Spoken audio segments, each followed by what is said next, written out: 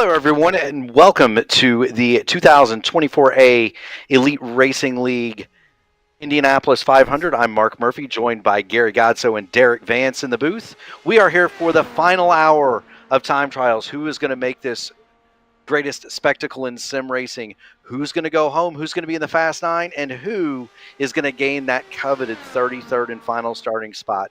We're about to find out. Seb Alexander is on track. He is currently not in the race, but we are going to see if Seb, of course, can make it from the powerful Indy Alliance racing team. Right now, Richie Hearn, yes, that Richie Hearn of Indianapolis 500 veteran fame is on the bubble with a four-lap average of 226.635. And Seb is desperately trying to find speed. This is his third and final attempt. The track is very hot. It is very slick. It is very greasy. And Seb has gone to second on the board with lap one, 227.779 miles an hour. Gary, Derek, welcome to Indianapolis, my friends.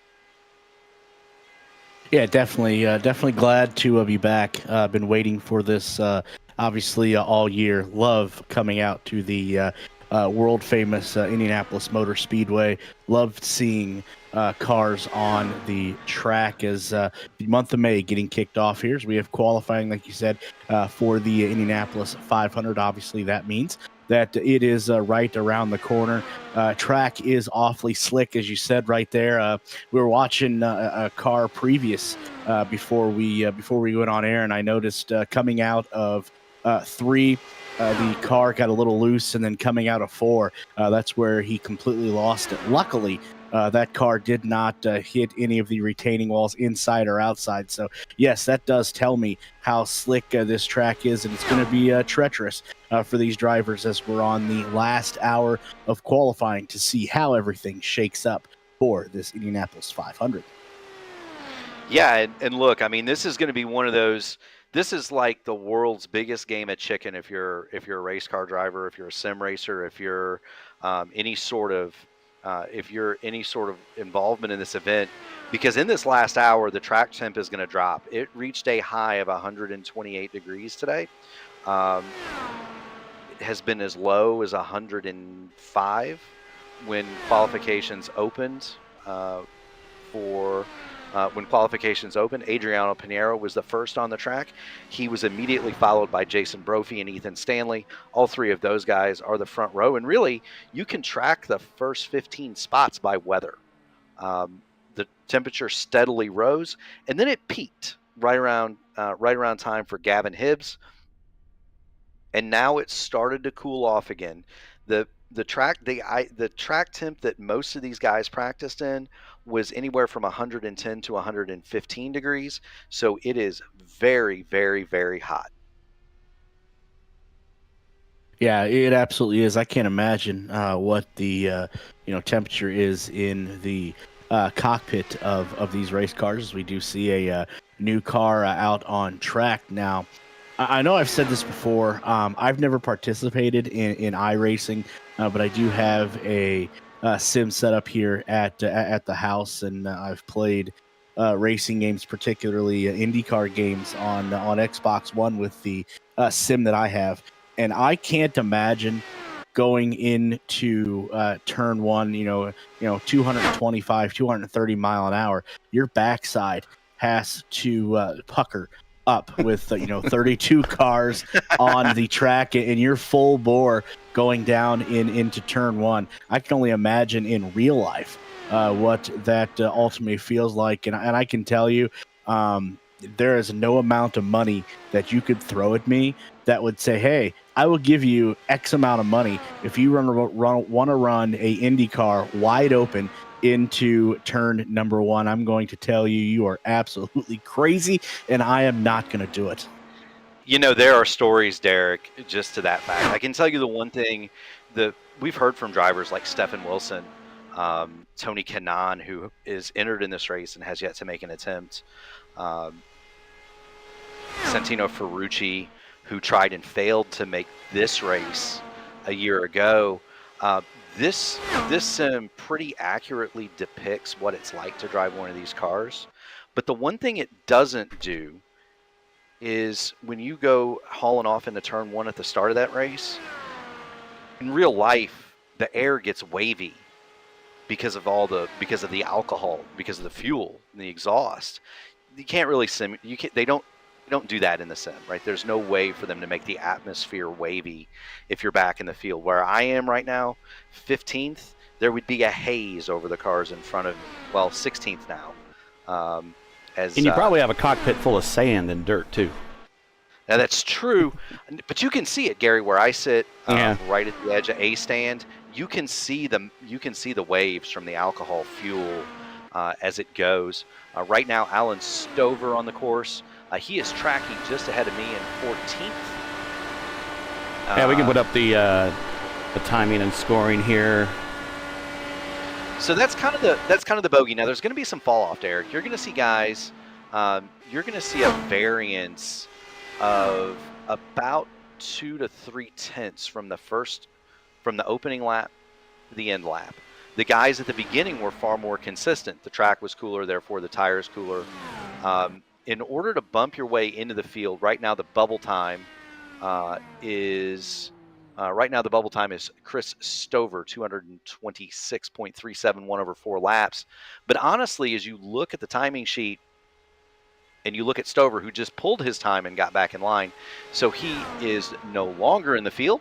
That's going to put Richie Hearn back in the race. But realistically, you're going to have to run a lap in the fives, in the low fives, then the low sixes, then a high six, and probably a middle 7 to be comfortable here. Stover fell from the tracking as the fastest car in the race. He landed with his last lap at 39.871. He landed 22nd in the field. And so that kind of gives you an idea of the variance. Now we see guys pulling cars out, and that's scary too. And I'll talk a little bit about that. But to your point about what it's like to go through turn one at Indy, the great Rick Mears said it best in his famous duel with Michael Andretti in 1991, where they decided to pass each other around the outside, right? Michael went around Rick, went around the rocket on the outside in turn one, and the next lap, Mears said, "I think I'll do that to you too," and went right back around the outside. Mears said later that he took his left foot and jammed it over his right foot so he didn't lift. And I guarantee you there's going to be at least one move made like that late in this race Thursday night that you'll see. And it's probably going to be me.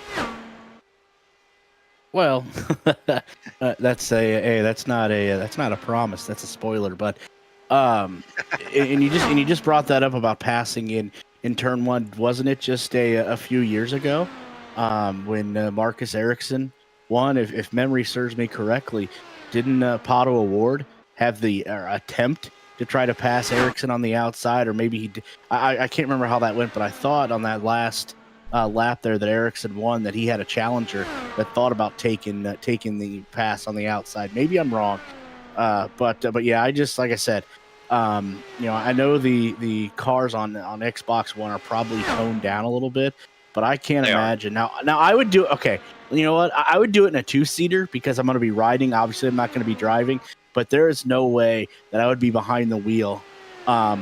Actually, you know what? I take that back. I would creep at about 5 miles an hour into turn one. So yes, I will take that back. I would go about 5 miles an hour into turn one. But luckily, you said where you were sitting at, where you sit at for the 500. Now I'm up in the media center, which is located not exactly almost, but I can see the start finish line. We're almost to the start finish line, so I don't get to see that great angle that you have, that you see all of the vast details that you see down in turn one. But I can't imagine somebody like, let's say for example, we'll use Kyle. Well, I don't know if Kyle Larson would be a good example, but he's going to be running his first 500 this year if he makes it. How is he going to react? Obviously, we know that Kyle can drive almost anything, but going down in turn one, the speed that he's going to be going at, I don't think he's ever done anything at that rate of speed in his life. Obviously he does NASCAR, but obviously NASCAR doesn't go 230 miles an hour. So it's going to be interesting to see the Kyle Larsons, the Kiffin Simpsons, people like that are going to be going into that turn for the first time with 32 other cars right there with them. So now the push has begun, right? We watched Logan Spath, one of Gary and I's guy that Gary and I know pretty well, running the Race First logos on the car, Formula Indy Series. Logan Spath on the course, but we are starting to see the push, right? Guys are wanting to go reasonably now. There are only 2 more attempts, and Gary, your name is on the side of my car. Do I pull it out of line with the track getting cooler and go for that fast 9? Yeah. I think you can. But let's bring up. I'm working on bringing up timing and scoring on the page here on the screen. Here we go. We got a better look at it on the side here. So currently you are where are you right now? 15th. That's pretty safe, but that puts you exactly where you've kind of started the last couple of years, and I know you've been looking for a better spot. So if you have an opportunity to get out there and get in front of the line before the mad rush comes on, that, as we say, the rush at 6 o'clock, I'd maybe try to get out there and try to improve on that time. But the track temperature is pretty beastly still out there right now. I think I got a button here that I can push. I'll show me the weather information. Well, Gary. Yeah. So we timed it. Your erstwhile driver, the person that you're in the booth with now and have supported for 2.5, 3 years, just typed the word line, and my predicted time to go is 9 o'clock.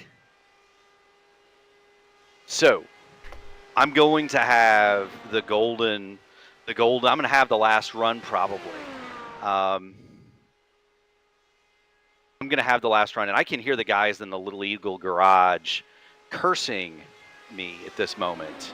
But I want to go for it. I absolutely want to go for this. There we go. We got the timing and scoring up on the page there as we're watching Logan. He is one of the regulars in the Formula Indy Series. They run predominantly road courses. And he's going to bring it home here. I think that's like him slowing down, so I think he just finished his lap. Not sure where he slots in there. Let me ask this. I did see that our entry list did include a former 500 winner in Tony Kanaan. Now, if he's going to end up showing up and getting a lap, and that remains. Oh, there's Spath. Sorry, Spath is provisionally 11th. Okay. Yeah. I'm just curious, and you can get back to the topic on hand here. But with Tony Kanaan being a former 500 champion, obviously he's not running this year unless something drastic happens, which we've seen could potentially happen at Arrow McLaren, depending on who they decide. The rules, he can't get in the car mid-race. So once they take the green in the car, and then let's say there's a rain delay, and he has to pop out and go to Charlotte, they can't pop Kanaan in the car. But they can pop Kanaan in the car if there's a rain delay before the race, and he has to go to Charlotte. Yes. Well, that's what I see what you're getting at, but I guess I should have just got to the question, not beat around the bush. But let's say Kanaan does end up running the 500 this year, and he does end up running a lap here in qualification. How much sim on here would help him at the 500 later in the month, if anything? I know he's ran so many laps here. Will it really do anything for him? So that's a great question. So Tony Kanaan will not be in the Elite Indianapolis 500 because the line is now full past the end of qualifications, and he's not in it. So unfortunately, Tony Kanaan will not be with us. I will say this though, in terms of how much it helps, we've heard from Tony, we've heard from Stephen Wilson, we've heard from Oliver Askew. It does, right? They don't have RC Anderson. They don't have a way to test normally, and so guys like that are out of the car for the entire year, other than this one event, this is how they stay sharp. And Stephen Wilson has said it's really, really close. And so it's not as good as the the Chevrolet or the Honda simulators, obviously, but it's closer than anything else they can get in their house. How's that? Fair enough, but yeah, I do see what you're saying. Is if if for some reason the 500 is delayed, and Kyle Larson obviously has to get to Charlotte to make the 600. I do see what you're getting at there. I'm hoping that there's great weather for both of them, because I'm interested to see the type of racer Kyle Larson is, and I think he's pretty much proven that he can get in anything and race it. I would love to see him complete the 500 miles here, and just to see what he does. I know on the show that I host, the Push to Pass podcast, I brought up during our betting segment that I would not be afraid to throw a little bit of cash towards the odds of Kyle Larson, because funnier things have happened, but as good as he is in any type of race car, if everything falls his way, especially having the equipment of Arrow McLaren, I know they've struggled, but anything could happen at the 500, and I would not be afraid, like I said, to throw a little bit of money in the odds of Kyle Larson. Caleb, actually, just watching the action on track, Caleb improved a little bit. He went from a 226.6 in his first attempt to a 227.3 in his second attempt, and now Stouffer is coming out there, and he's going to be a big name we want to watch there. He is. But his first attempt, find information, he did a 224.9 as his 4-lap average, so he is looking to improve that as the temperatures come down. Can one of you guys take a look at your app and tell me what the track temp is? I don't have it on me right now. Absolutely, Gary. Right now, we are at 79 degrees ambient, 119 degrees. You don't think I'm watching that like that 119? It was 130 when everyone was having qual issues. There was a good period of the afternoon where we went about 5 cars deep, where they had trouble getting just sticking 4 laps together. Some cars had trouble getting 1 lap together. Derek and Gary, it was so hot earlier. So I made my attempt earlier at 120 degrees. And so the track is cooler now and will continue to cool off. My mock runs were all done at 110. And so, the track was 10 degrees hotter than anything I'd experienced. But right now we're at 79 Fahrenheit, 119 track, and we're looking at winds out of the east-northeast at 3 miles an hour.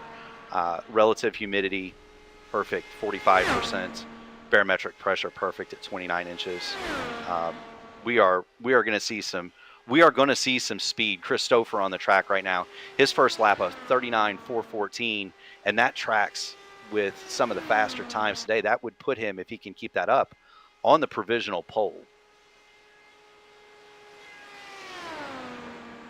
When you're looking at weather data like that for a oval like Indianapolis, is there a range of maybe the temperature or track temperature that is picture perfect that you would like to be able to get your laps in?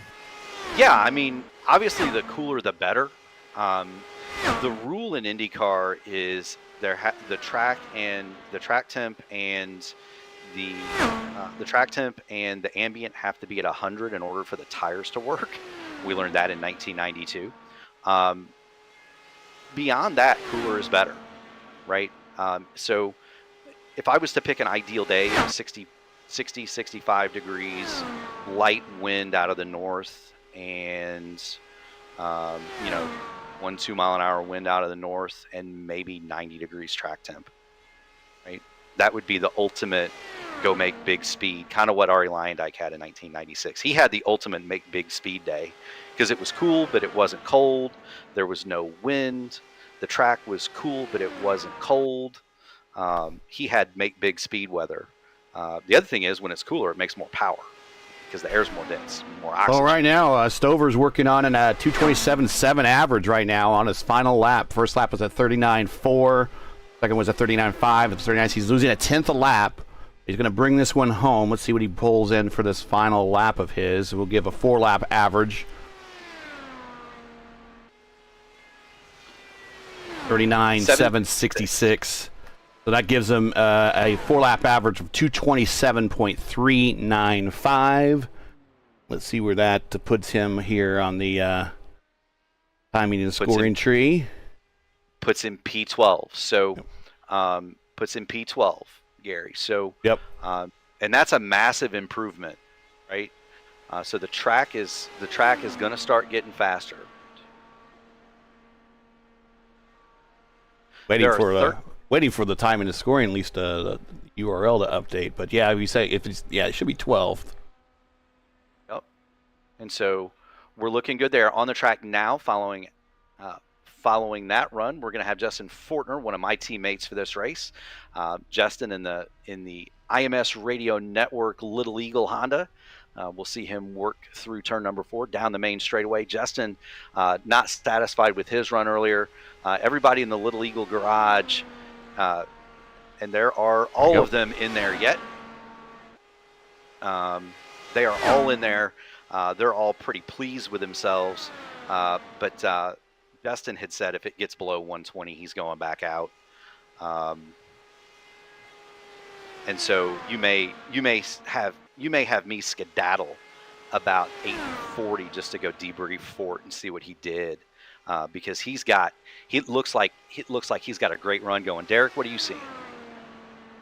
Yeah, it's interesting to see, like you said, we're going to start seeing a lot of quicker times, and I just thought came through my mind is how many of those guys at the top, maybe 1 through 5.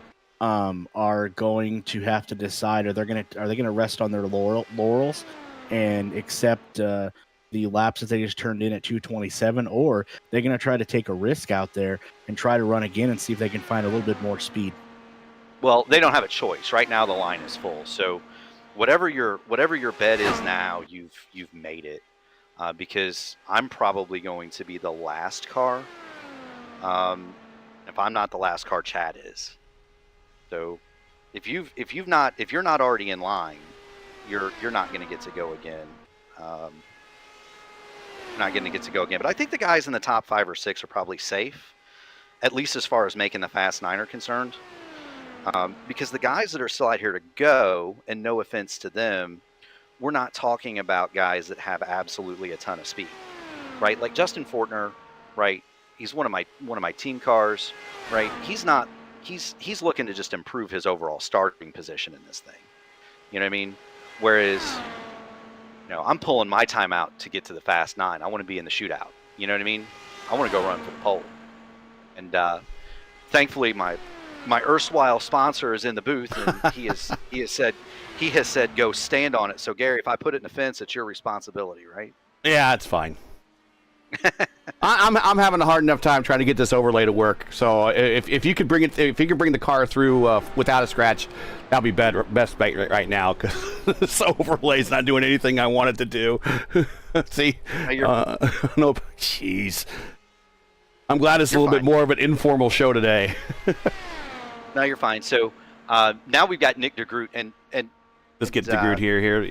He had went out earlier and had a bit of a rough run himself. He brought it in, but he did not have a great run in the heat of the day. He was out there pretty early. Did a 227 flat, 227.9, 227.3. So he really fell off on that second lap. Then went a 226.8 and then a 226 flat at the very end. Full lap average, a 227 flat. So he was having a hard time with that heat the first time he was going through.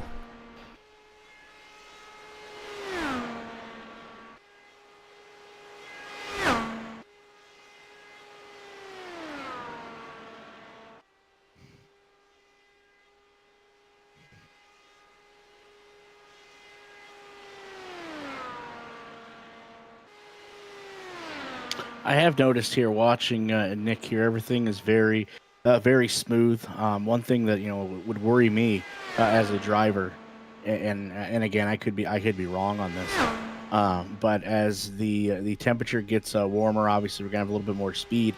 I'm really gonna be worried about that back end wanting to go out as going through the turns. So that's one thing I think would worry me as a driver. Just is the temperatures go up, the track's obviously going to become a little more slick, and just worry that coming out of one of those turns at that back end just doesn't turn itself loose. Yeah, and that's the problem with the weather as hot as it is. There are certain weight jacker and anti-roll bar settings. Derek, as you know, these cars, you can adjust them from the cockpit to a certain degree. You can control the right rear spring. You can control the stiffness of the front and the rear shocks a little bit from the cockpit. And there are very specific settings to make a car go fast with any given setup here at the Speedway. Well, the hotter you get, the less grip you have, particularly at the rear, because those rear wings are laid all the way back and you just start sliding around. And so that's one of the reasons the track now 117 degrees. And I'm sitting here saying, fall, baby, fall. Keep going down, right? Keep going down. I need it 110, right? I want it 110 when I go out. But the more, the hotter it gets, the more you slide around. And there's just not anything the tools can do past a certain point, and that point right here is about 120 degrees. And I'll point to Justin Fortner. He went out the track 5 degrees cooler than it was when he ran, and I went out and put himself in the Fast 9. You know what I mean? So that's how much the weather makes a difference here, because the tools can't account for slick. Well, he marginally improved.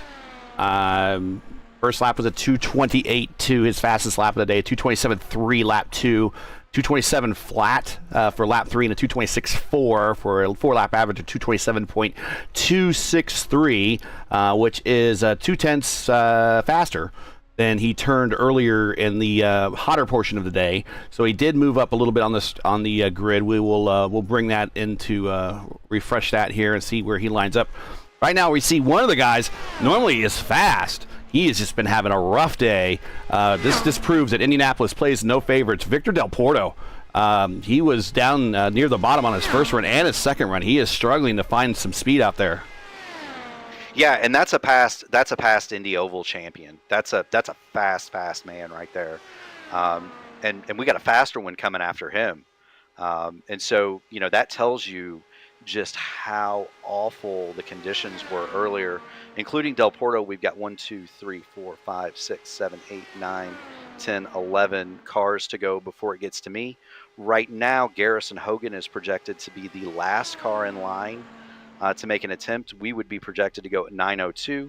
Right now, Gary, looks like the gun might go off with the race first special sitting on pit lane with the motor turning.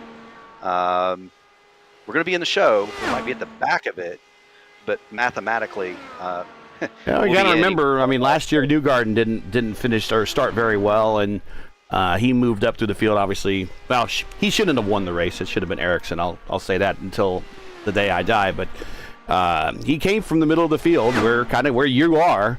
So it is possible. However, in the latest update, they did say they may kind of reduce the grip of the upper lane in the Indianapolis Motor Speedway. So I don't think the high side is going to be as fruitful as it used to be. No, and that's something that the Elite Racing League really champions Chad does.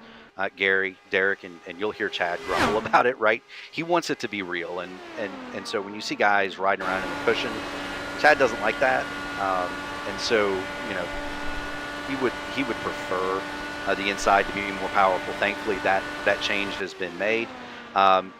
Derek, I don't know, man. I mean, what are you thinking here? If you're like me or Chad or even Malechka as he goes out, what are you thinking? You're gonna have to put in 4 perfect laps, or you're not going to be in a race now. Yeah, I think you're absolutely right. I think first of all, obviously, time is of the essence, as you alluded to. But yeah, you're going to have to put in 4 perfect laps. I think your margin for error is going to be minute at best. You want to make sure you hit all your marks on all 4 of your laps, and hopefully the luck runs your way. Obviously, I know I've heard a lot of interviewing a lot of former Indianapolis 500 winners. They have said, and the one thing that they all said collectively was that the track picks the winner, and I fully believe that. But yeah, that's what you're going to have to do, and whoever else is in that. Oh, the here's a time big is one of on the the track essence. right now. If we would, this is what I'd like to do. While we have one of our drivers here in the booth, if we can go to the camera that is inside the cockpit, I would love to know, breaking down one of these laps, what the driver's looking for, coming in and out of each turn, what's going through their mind, things like that. If you got the time to do that. Oh, I'd absolutely love to. So we'll let Robert get back off of turn 4. We're watching from his roll hoop now. Going down the back. As you go down the backstretch, the thing that you're looking for is where the safer barrier comes out. That's kind of your turn-in key. Turn 4, you're looking for that crossover gate right there. And you see how Robert's nice and easy. He's arcing it nice and easy through the corner. All right, now we're going to watch for gate right there, the wing and wheel. So wing and wheel, gate, barrier, and gate, right? That's the wing and wheel. Turn it in. Not a lot of effort on the wheel. Very smooth. Bring it out the wall. Try to make the exit of your corner the wing and wheel, right? That's your mark. Down the back straight. Do not turn the wheel. Watch for the barrier. Turn in. Right down to that concrete patch right there. You see Robert doing that? Get back out to the gate. Back down. Touch that concrete barrier. Right off. Exit of 4 is where the safer barrier goes back in. And just, you're not moving your hands down the straightaway.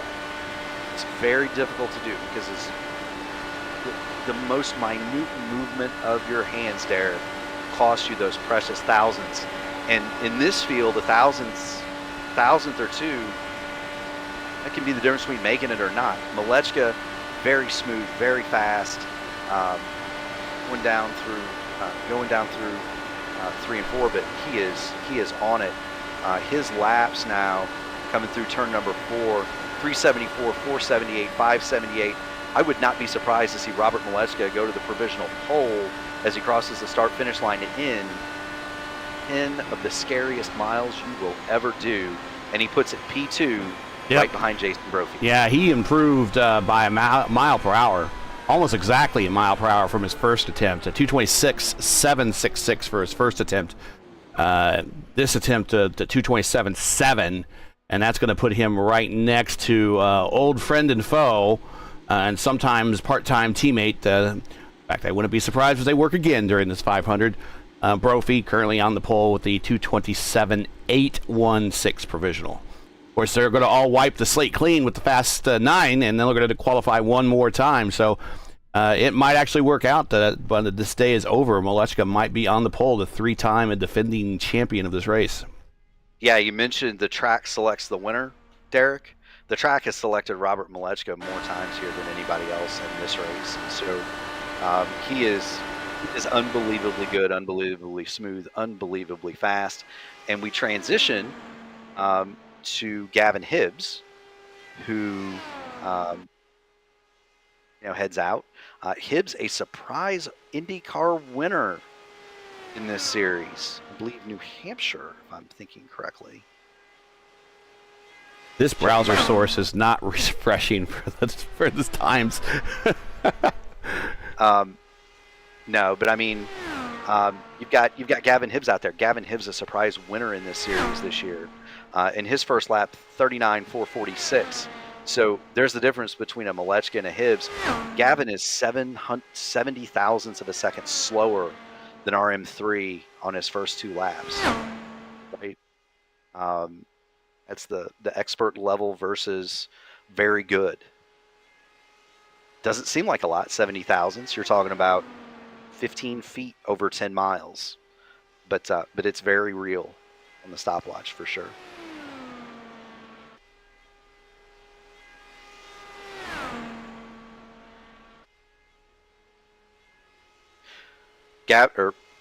Gary, Derek, the track is down to 114 now, but it does not appear as though I'm going to get a chance to go. Chad's trying to move him through as quick as he can in the admin booth because he wants a chance at it, but he might be able to get 3 minutes out. I don't know if he can get 6.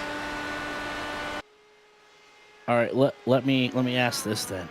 if you are unable to go out there again to try to better your qualifying spot, what's your mindset going in to the race, knowing where you're going to be and knowing how much traffic's going to be in front of you?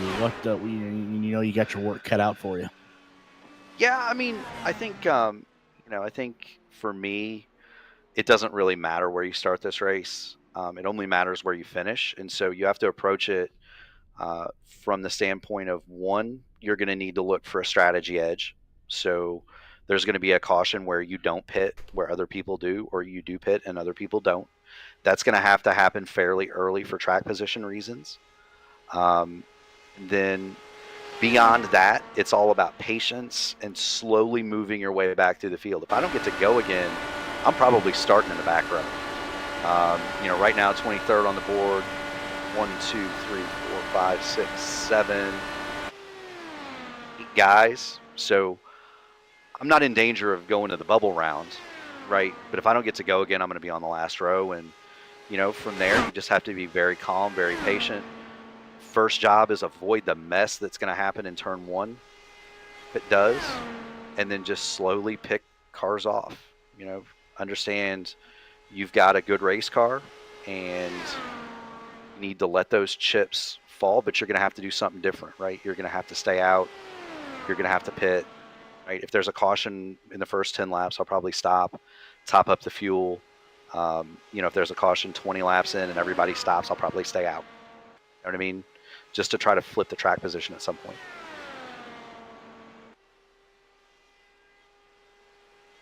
Yeah, that all does make absolute sense. Just watching what took place just this past weekend at Barber, where you had a handful of cars on 2 pit stop strategies, and then you had another handful of cars on 3 stop strategies, and you've seen how that worked out for Scott McLaughlin. So yeah, that does make sense. You want to try to get as much of advantage as you can, being from the back, because you have so much track position that you have to make up there.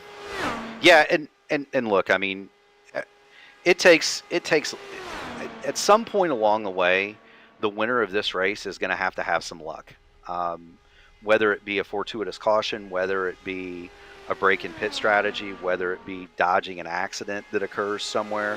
You're going to have some luck somewhere along the way.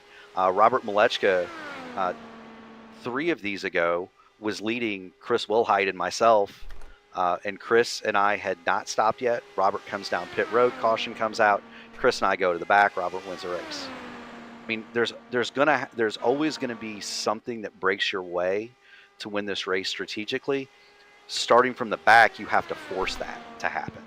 But anyway, I'm gonna let you guys go because Gary and Derek, you are the pros.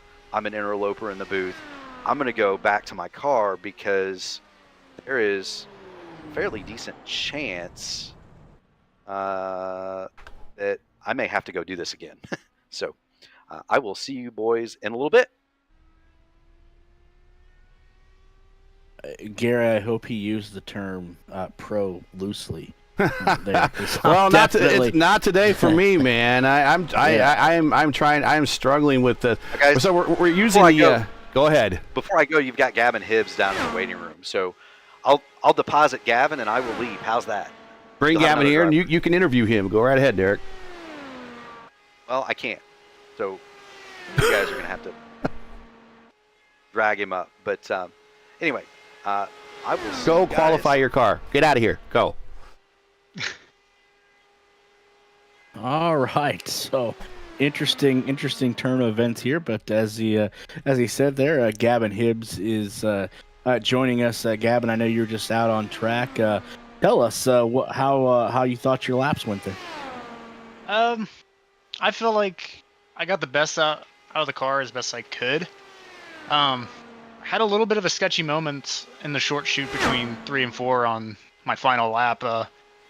Was starting to get a little bit loose in the rear there in between the corners, and for a split second I thought that was going to be it for our lap, and we have to go back through bumping again for the third year in a row of doing this event. But just very fortunate to keep the car under me there for those final few corners. Yeah, definitely glad to see that you were able to keep the car underneath of you, like you said. Did you notice the track changing conditions, temperature-wise, when you were out there? Not on this previous run, but on my very first run a few hours ago, I started to feel it in those last 2 laps of my first run. Just trying to mess around with the settings of the car, just trying to make sure the balance of the car was right. And it's with these track temps that we had about an hour or two ago, it's very treacherous out there. I was watching some of those guys go through and then struggling, especially through 3 and 4. It's definitely the most difficult qualifying session I've seen in my 3 years of doing the Elite Indy 500. Yeah, that's what we were talking about, the conditions and how they're changing, and drivers now are probably going to find a little bit more speed here as the track gets warmer, but then also too, as the track gets warmer, obviously it's going to become more slick. And I think the one thing that would be in the back of my mind as a driver with the track becoming hotter, yes, I do love the speed, obviously, but my biggest worry would be how that back end of that car going and coming out of the turn is going to react to the hotter temperatures. Yeah, and I give credit to Chad and those guys that he goes to who make the setups for these events like this. A lot of people would want their qualifying laps to be very, very easy, but it's definitely a change. It's definitely different, in my opinion. You having to use your tools, the anti-roll bar and the weight jackers, especially down the straightaways and sometimes through the corners. It provides an extra challenge when it comes to qualifying for this race. I personally love it. I'm not sure how some of the other guys prefer it. For me, I enjoy this change. Jim Herrick on the racetrack. We'll get him on the camera here momentarily. He's on his second attempt.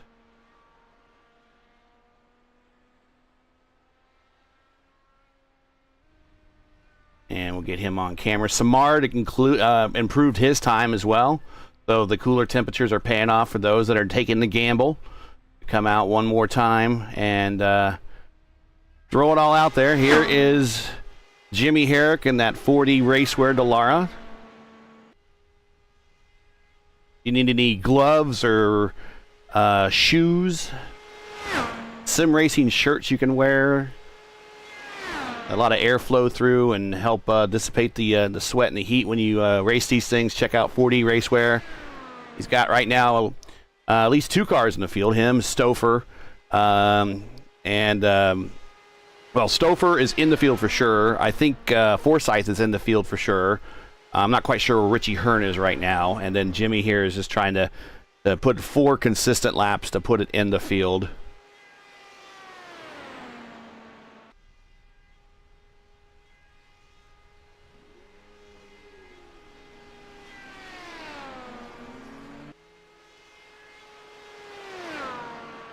We'll get you some lap updates here.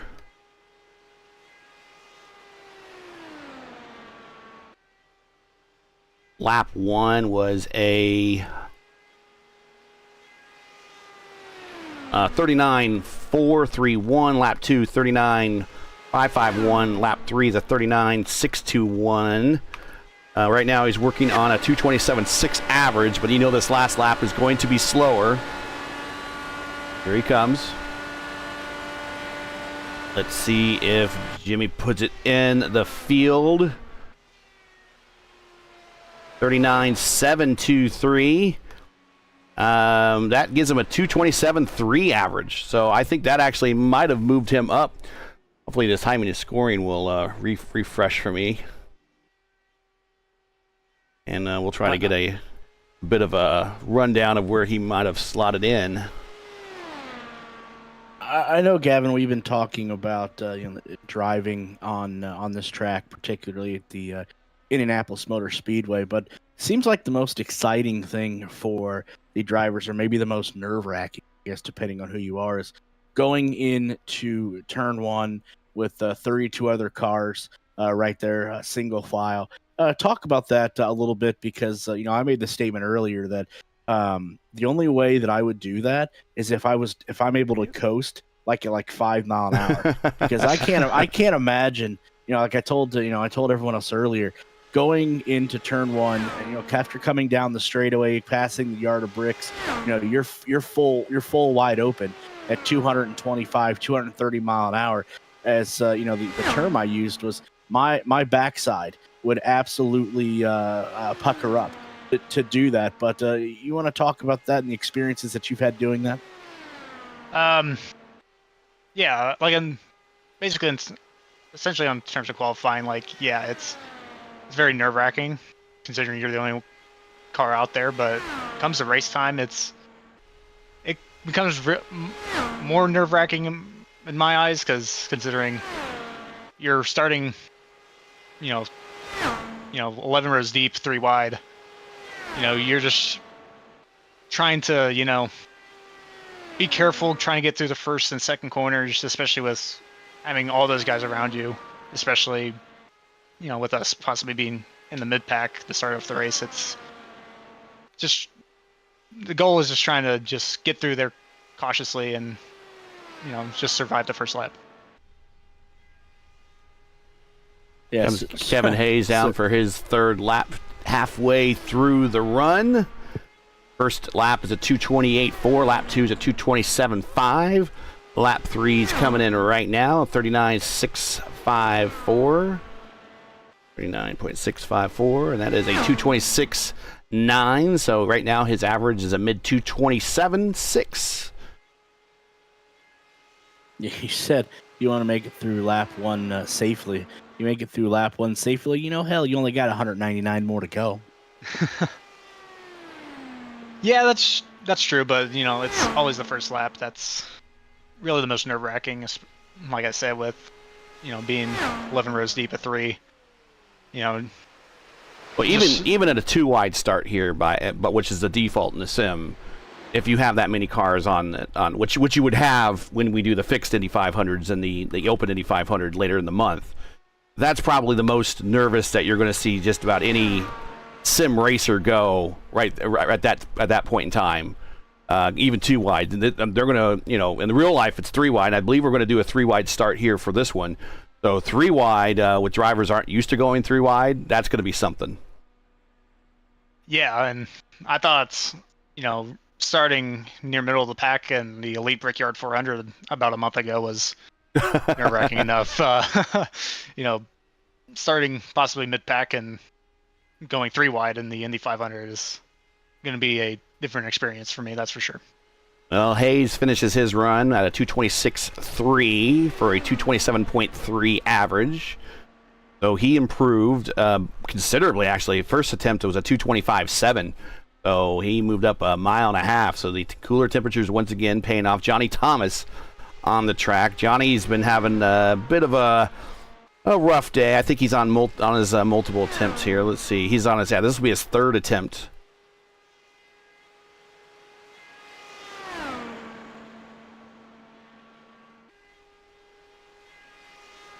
Now, he did finish his 2nd attempt at a 2:23.7 was his 4-lap average. So he's trying to improve that right now.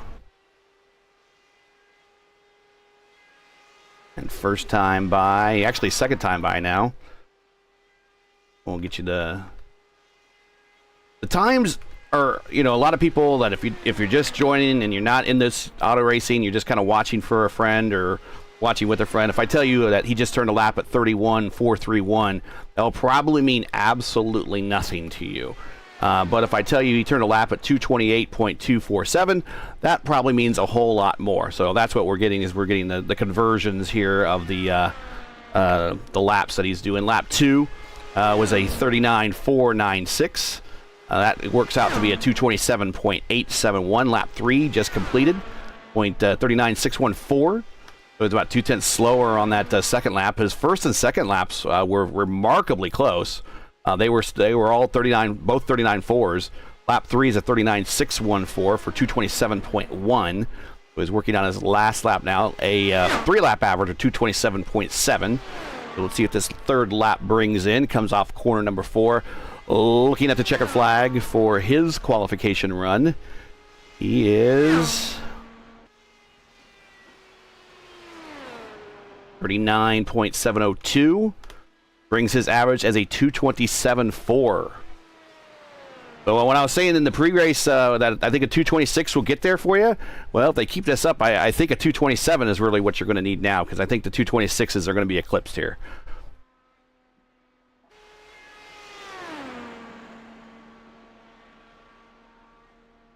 Yeah, it does seem that way as and here is more, speed in. Yep.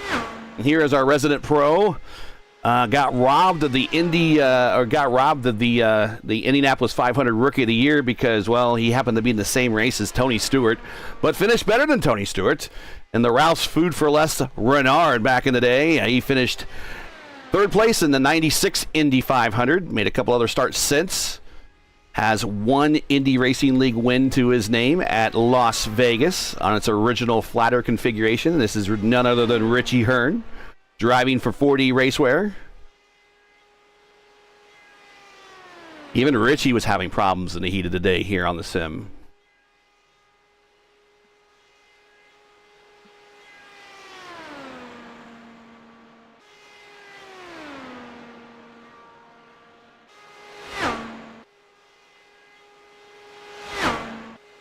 Let's see if we got an updated... yeah. Never mind, it's Richie Hearn says at the top of the chart. That's just where he is right now in his run. The first laps are all going to be the biggest. But right now, provisionally still on the pole is Brophy. Malechka second. The first row is Pinero. Row 2 is Stanley, Fody, and Schuld. Right now on the bubble, my man Jesper Orman. He needs to get back in here and turn some laps. I know he's much faster than that 226.7.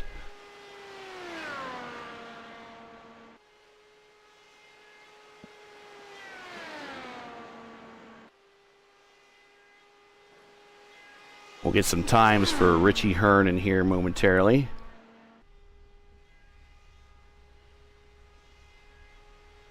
He is more than halfway through his run. This is his third attempt. And actually, he had to wave off both of his attempts so far.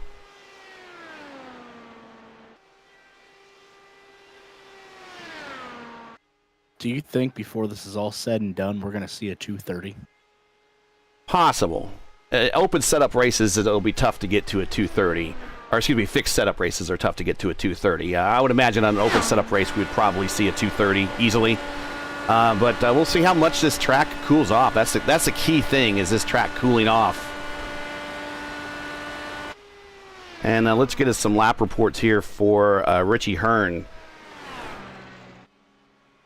Lap 1, a 239.421. Lap 2, a 39.481. Lap 3, a 39.555. And a lap 4, he didn't really fall off a lot. He was remarkably consistent, and that tells you that's a pro driving that car right there. 667 was his last lap. And that brings him out to a 227.669 average. Which is better than the one he pulled off the books. He withdrew. He was previously at a 226.3. He withdrew that one for his third attempt to go to 227.6. So that's pretty good. Richie, that should get him in the field. We'll do a refresh here. On the track now is Michael Bourne. Michael's been having a bit of a rough day as well. This is I'm trying to look to see at everyone's times that I've been keeping myself. I think this is he's been third or fourth attempt. Yeah, this is his third attempt. Right now, he just withdrew a 226.5, which probably was not fast enough now at the field. Yeah, I believe Jesper Orman was on the bubble at 226.7. But we'll get the timing and scoring here for Bourne, and then we'll do an update of the field here real quick. They don't give us a lot of time to read all that before they send out the next card, do they? No, they don't. But good laps here by. Wow, 39.398 on that first lap. That's a pretty decent first lap. Yeah, he definitely found some speed there to come out with a 39. 39.398. That's a 228.438. Lap 2 is a 39.530. Which is a 227.6. So he fell off almost a mile and a half, 0.8 there in that second lap. This is the deg on the tires. He's getting down to that white line still. That's key. Just making the shortest distance around this place. Coming to lap 3, white flag. We watch his in-car, the south end of the racetrack. Again, not a lot of fall off in this third lap. 39.595. He's 4-lap average of 227.8 still. So he is looking to improve this third attempt.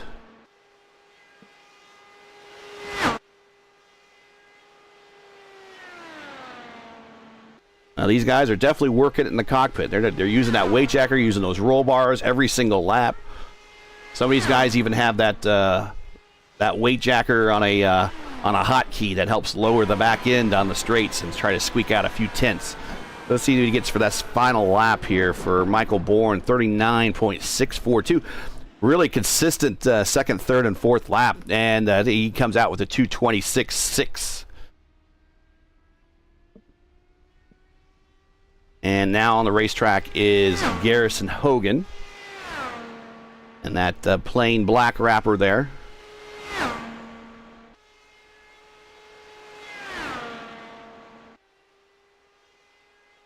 Hogan is on his third attempt. Completed, had the wave off his first attempt. Completed a second attempt for a 226.4. Of course, that has been bumped now. See if he can improve himself.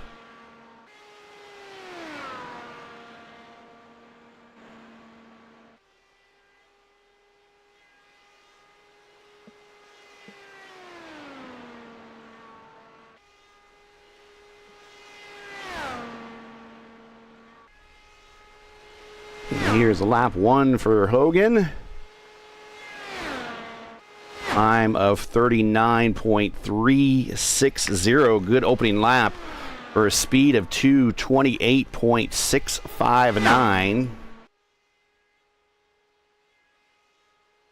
If you ever got a chance to be at the Indianapolis Motor Speedway back when they were still setting track records, and we might get a track record here, we'll see this year. It'll be a tough one to get to that 237 that Line Dyke set back in '96. But to hear Tom Carnegie on the PA system utter out the "it's a new track record," just everyone on their feet. The great time at the Speedway.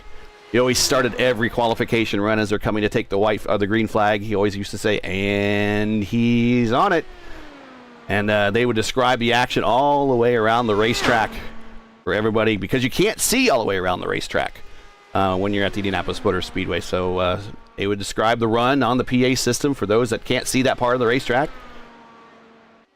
And then he would also leave you in a little suspense there when he bring in the time. He would read it really slow to build up the drama. 39.479 for lap 2. 227.9 lap 3 coming up here. 39.542 to a 227.6, so a 3-lap average of a 228 flat. So he is working it right now.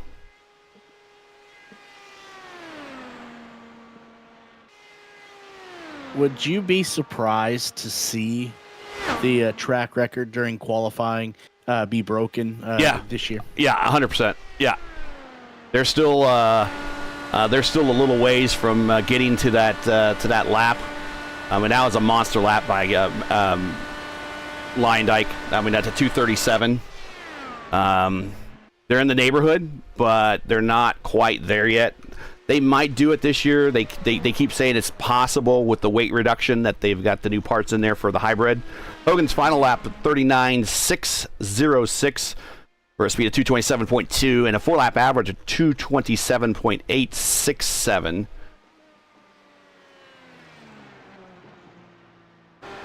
So the I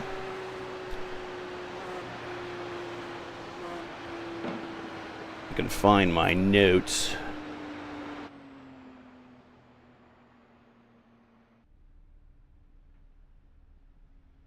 So the single lap is a 237.4. The pole lap, so what Pelot qualified last year, that's the pole record, a 234.2. But see, when Leyendijk qualified, he qualified on the second day of qualifications, and it wasn't a pole attempt because his first run got disqualified because he didn't meet weight. And so his official track record is not even the pole record. It's just a day 2 qualification attempt. And that's a 236.9 is the 4-lap average, but the single lap is 237.498, and he went faster in Fast Friday and the Friday before qualifications. He did a draft unaided lap of 239.260. So that's the unofficial fastest lap, but to get to 237.4, that's a big jump. I mean, the guys would need to consistently get past 235 and 236 and even sniff 237. So I don't think, I don't know if they're going to be able to remove that much weight in order to make them that much faster. And I'm not sure if we have anyone making any attempts right now. Now might be a good time to look at the provisional starting lineup, if it will work for me. Yeah, I just listening that I know the new lighter hybrids, I don't believe they're going to be introduced until Mid Ohio. So yeah, we may not see it. We may not see it this year, but in 2025 with that new lighter hybrid, I could definitely see somebody going 237, 238, 239, 240, pushing the envelope. Still waiting for the timing page to refresh here.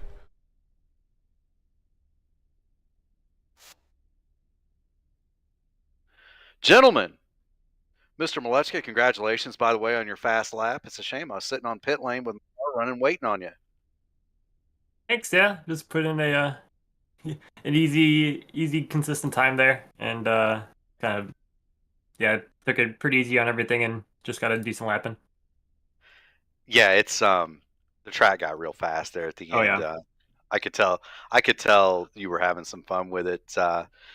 But I'm good natured. I'm gonna start on the back row, right in the show. Anything can happen. 500 miles is a long way, and Gary Godso owes me 31 cents. Okay. Okay, I can do that. It's the reference, right? The reference to the famous last row party. Rob, Nick, you guys ever see one of those? Eric? No, don't think so. Before your time? Yeah, probably. Just So before the 90s or before the 2000s, I guess. So back in the day, Robin Miller used to have a party for the last row, and it started. It was just like he would take him to some tavern somewhere, and he would get the last 3 guys lined up, and they would roast them. And part of it was he would give them checks for 31, 32, and 33 cents, right, for reflective of their starting position. And it was a roast, right? And some famous guys have been on the last row. Mario Andretti famously had been on the last row and went to the party. Tom Sneva, yeah. And he almost won from the last row. Let's real quick wrap up your story, and we could do the provisional starting lineup, because I think Garrison Hogan is, unless my timing and scoring is wrong, I got him on the provisional poll. 10 through 32 are locked. Rob has to go out again and show us how it's done one more time. You guys got a copy? Yes. All right. So this is Chad Frankenfield. I just want to thank everybody for tuning in tonight. incredible night of qualifying, which is not going to be done yet. This is probably the most interesting bumping ground we've ever had in terms of competition. So the way it works, I just want to make sure everybody's on board. So it'll go slowest to fastest. Jake Scarborough and Osborne both had to withdraw all their times, so they'll be rolling out first. Okay. And then it'll work from bottom to the fastest. So Hasek qualified 33rd, so he'll get the last attempt. Fastest driver gets 33rd. Pretty simple. And then the fast 9 will be, again, reverse the top, and then the points offered to those drivers. So I just wanted to hop in here and let you guys know that quick, because we're going to So the 33rd shootout, the shootout for P33 should be Rucker, Colley, Barry, Mikado, Burrell, Lytle, Stover, Orman, Bennett, and Hasek. Yes, so it's Scarborough, Osborne, and as well as those guys that got, we're just, okay. And then the top 9 you have as Schold, Bourne, Fody, Hearn, Staley, Panero, Malechka, Brophy, and Hogan. Correct. Yep. And I just sent you in our group chat. I just sent you the both of those spreadsheets, so you can tune into that. And again, I just want to thank everybody for coming out. All right. For Peace.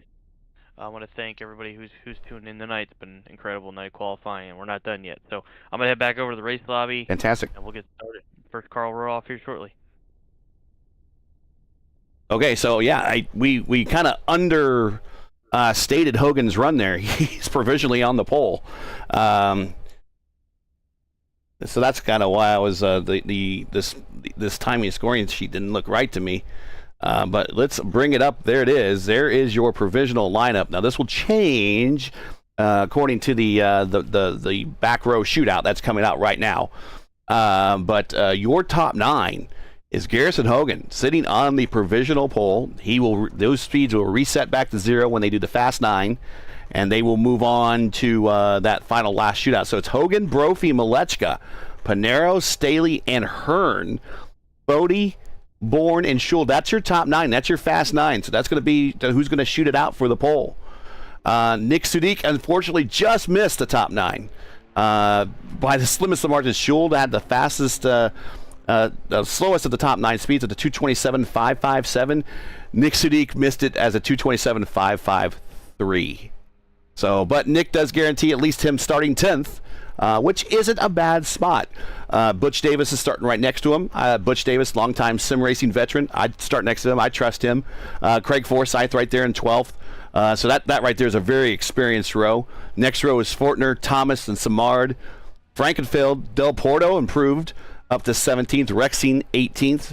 Stouffer, Herrick, teammates going to start side by side in for 19th, 20th, and Gavin Hibbs in 21st. Hunter Smith, Presley Sora, Caleb Bency is at 22nd, 23rd, 24th. Nick DeGroot back there in 25th. Kevin Hayes in 26th. Eric Troiano, he's fast. Watch him from 27th. Chad Simpson, 28th. Rebilas, 29th. Spath, 30th. So 2 of the Stowe cars get in. Murph's back there in 31st, alongside the Seb Alexander, who's not a bad guy to start next to. And now we're having to start the shootout here for the last position, the 33rd. Yeah, so Nick does not need to feel bad about starting 10th. I started 10th in the last one of these, led 20 some odd laps, and wound up having a crack at the win. Just didn't get the break at the end. But you can win a race from there, Nick. Don't feel so bad about it. We'll get the elite bumping going on here. I'll get the load the page here. I'll say this, Gary. That Robert Malechka guy could win it from 35th. Maybe I'll try it. I would not rule. I said over and over again, and he made me look smart the other night when I said it, because everyone else in the booth was like, "Nah, he's not gonna." And I said, "Nah, I'm never ruling out Robert Malechka on anything ever. Period. Ever again." It's there are guys, Robin, and I hope you take this as a compliment. Okay. There are 3 guys that when I finish ahead of them, I feel like I've accomplished like a major feat, and you're one of them. So he doesn't know what to say. He's speechless now. He knows he's good. See, that's the problem. putting my headset back on for a bro moment there. Hi, folks. I mean, Here's I feel P10's Nick accomplished, but- Sudik. That's right. So we got them all over the field, Gary. We got Nick starting in the fourth row. We got Rob, who's probably going to sit on a pole, and we got me, who the view from my starting spot is going to be very wavy headed off into turn one. You know, Robert, it sounds like you should be pretty honored with the kind words, because if I get out of bed and able to stand on my own 2 feet in the morning, I feel like I've accomplished something. So, Yeah, sorry, I'm doing a few Q attempts here because I don't really know what this car's gonna do, and well, it's probably gonna drop another 15 degrees Fahrenheit. So just trying to figure out what to expect.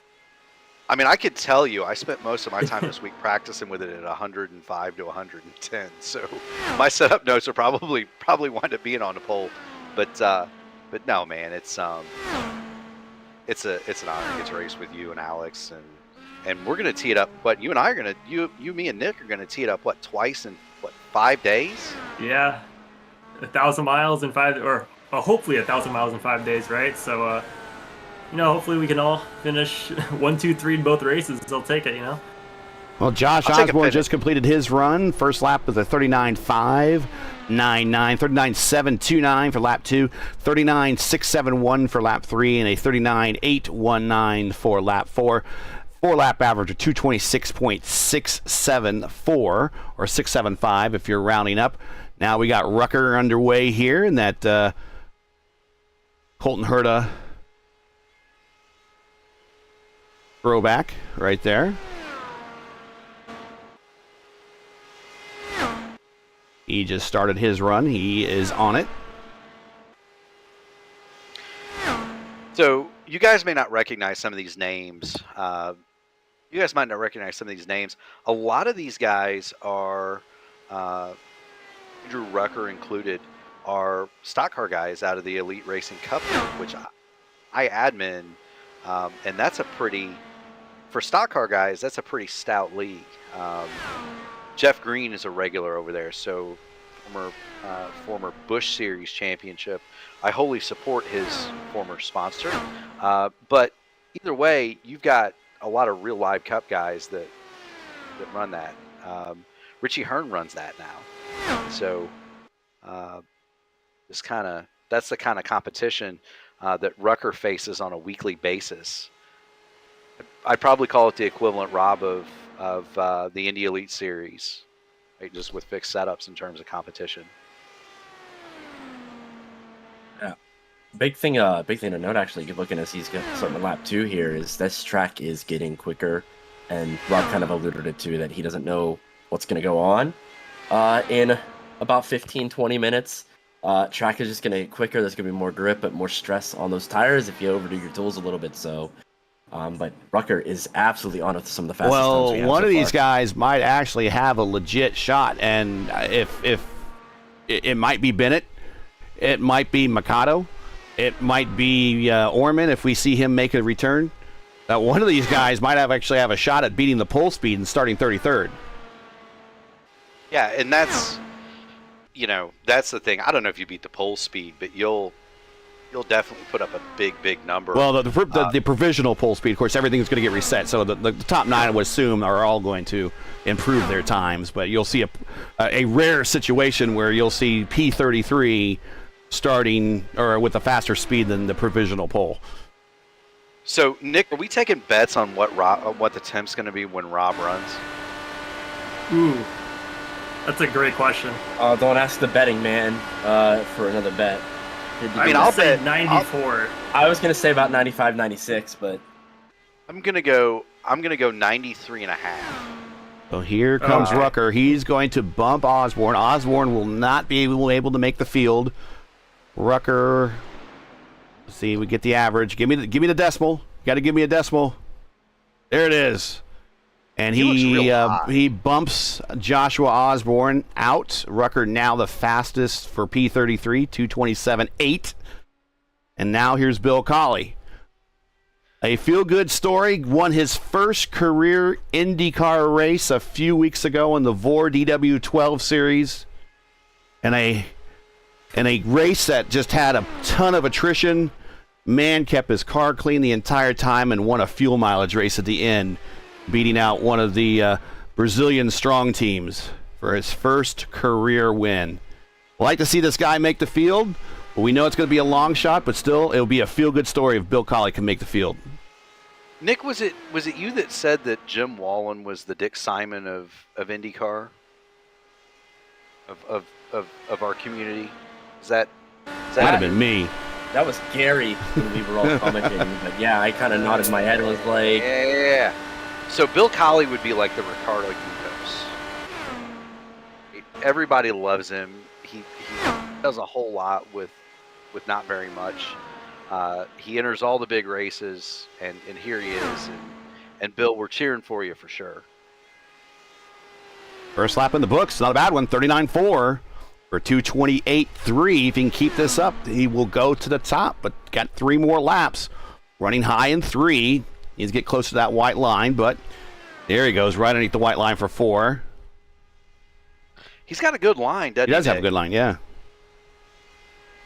yeah, especially with how cold it is, you can kind of pinch off the exit of those corners a little bit too. Lap 2 try at to- just the 39.5. Lap 39.5, so he's at a 227.9.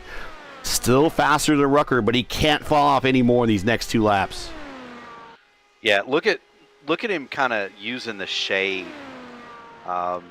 You're aware of the shadows now. Trying to keep the car in the shade as much as possible, keep those tires as cool as you can, because if the track is 105 now, it's 90 degrees in the shade, Nick? 85, 90, something like that? Here's completion of lap 3. Time is 39.597, a little bit slower than lap 2. He's a tenth slower than Rucker for P33, 227.7. So he needs a big finishing lap here and try to bring it faster than 39.5. He probably needs to be back more in the 39.4s or 3s if he can bring it back up then, but that's asking an awful lot of these cars on this 4th lap. Anyway, he brings it home off corner number 4, staring at the checkered flag for the completion of his 10-mile run. Bill Colley will bring it home in 227.488. He did a 39.691. There wasn't a lot of fall off really in that last lap, but just not enough. And he unfortunately is bumped, and that still keeps Rucker in the field on the bubble at a 227.848. So, next up is Derek- Barry. So I got to ask Derek, what do you think of how nerve-wracking this is? Well, considering the fact that I've never had to do this, it's not nerve-wracking to me. But if you have if you believe rather that you have one of the fastest cars and you're one of the last ones to go, I could see how nerve-wracking that could be, because you have 4 laps you got to almost be perfect, hit your marks coming in and out of all 4 corners, and then coming down the front stretch onto the back stretch as well. So I would imagine that the faster you were in the first qualifying session and end up making the Fast 9, the further you're back you are from, obviously being one of the second to last or last ones to go, I think that would be the most nerve-wracking there. I can't speak for Nick. My emotions have run the gamut of all things in the last 15 minutes. So going from being safely in to watching my name drop down the line to typing the word line at the urging of Gary, who has so kindly supported me for so long, and then sitting in the car knowing that I've got pole winning speed in these exact conditions, and watching the gun go off. It's been an interesting night for sure. Had I hit enter 5 seconds sooner, I'd be in the Fast 9. You know what I mean? And now I'm starting in the last row. So it's a gamut, and I've been in Nick's spot too. Like last in the last one of these, Craig Forsyth knocked me out of the Fast 9 with the last attempt in the first round.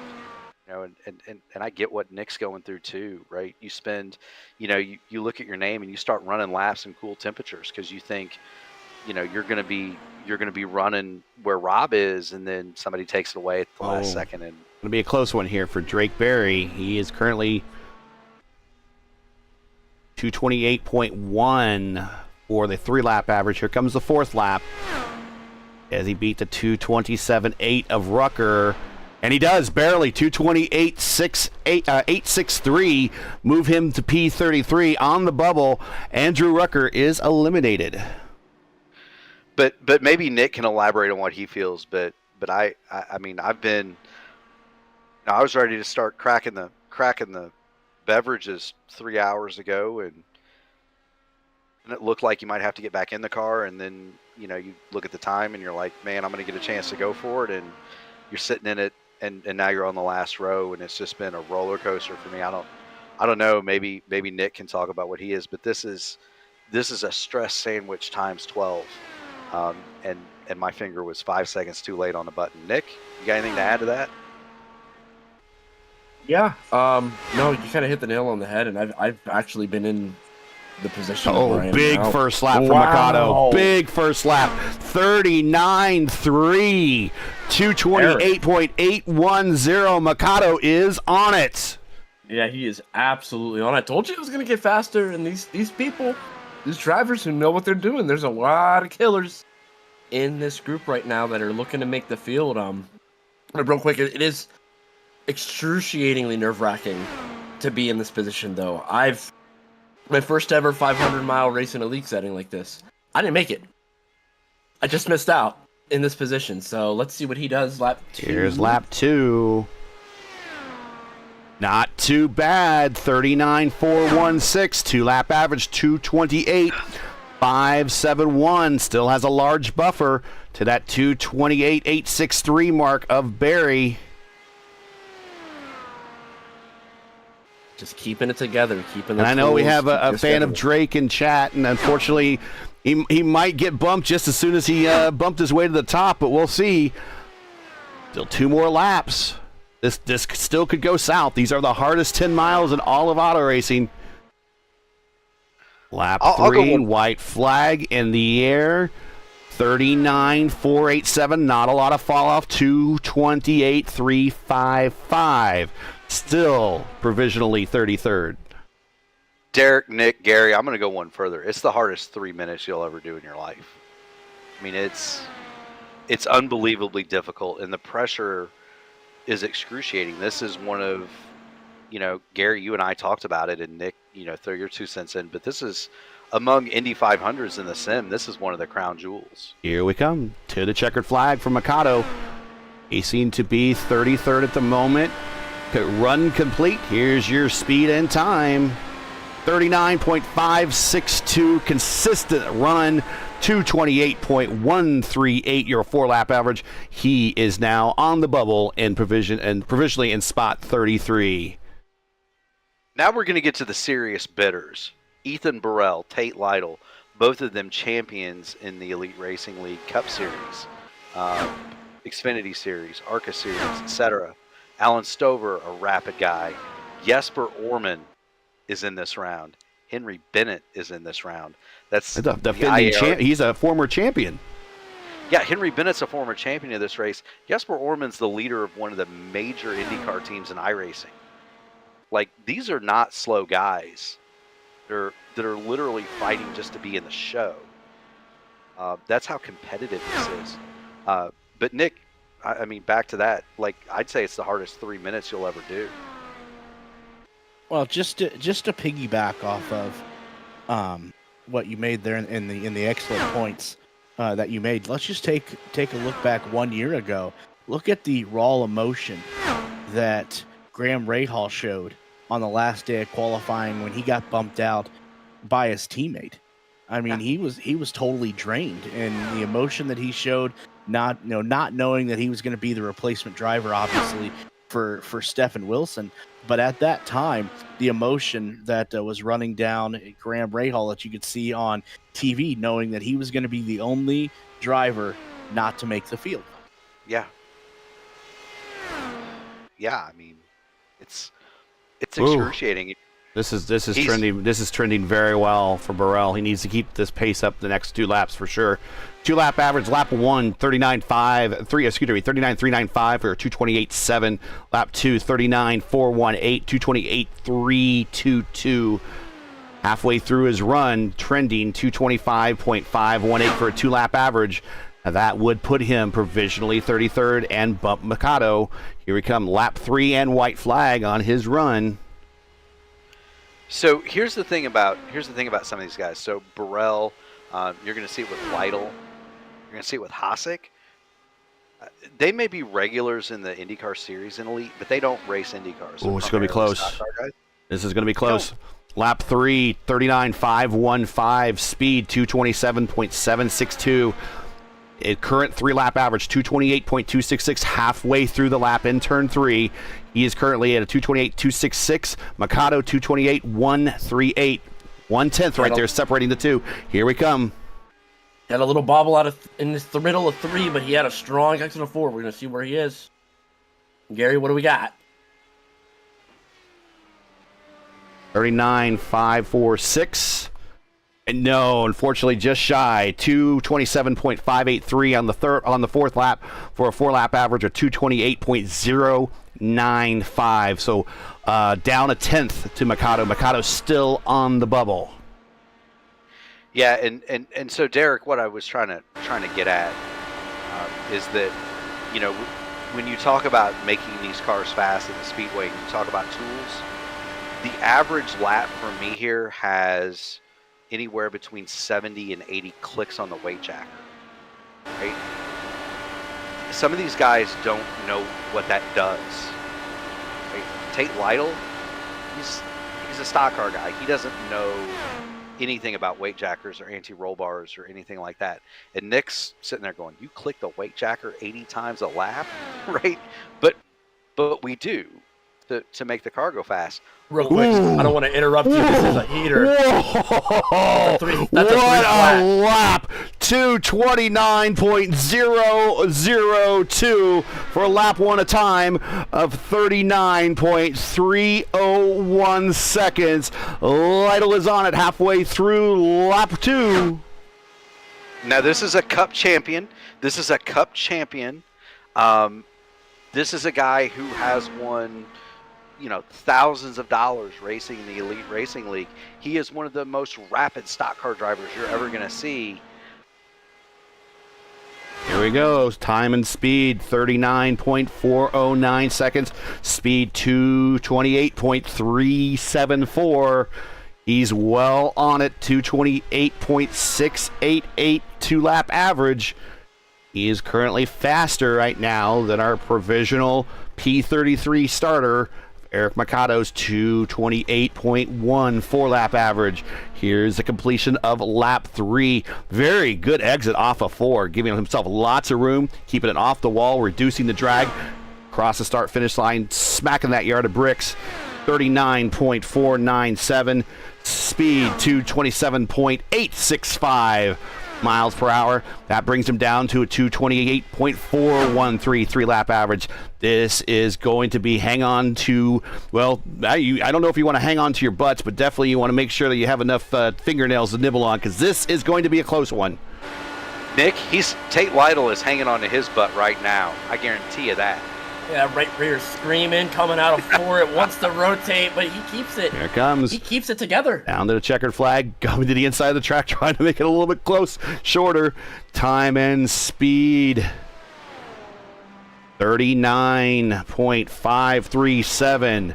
Speed of 227.635 for a 4-lap average of 228.218. He is now your new provisional P33 starter. All right, so now we've got 4 left: Stover, Orman, Bennett, and Hasek. I don't know where Henry and Jesper are.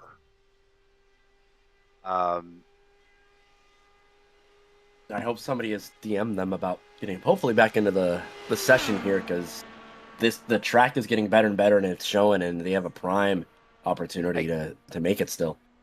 I can speak for Jesper, yes. I do not know about Henry. I would assume that Robert would take care of that, right? Would assume. Wouldn't that be fair, Nick? Yeah, as long as you can get a hold of them. Absolutely. But we will see how that story plays out. I've done everything but send a carrier pigeon to Sweden to get Jesper back in the session, but they're not here, right? Neither Henry or Jesper are logged in. And Jesper's Lap 1 in the books here for Stover. A 39.902, 225.553. So he's got himself a big uphill battle. Big uphill battle.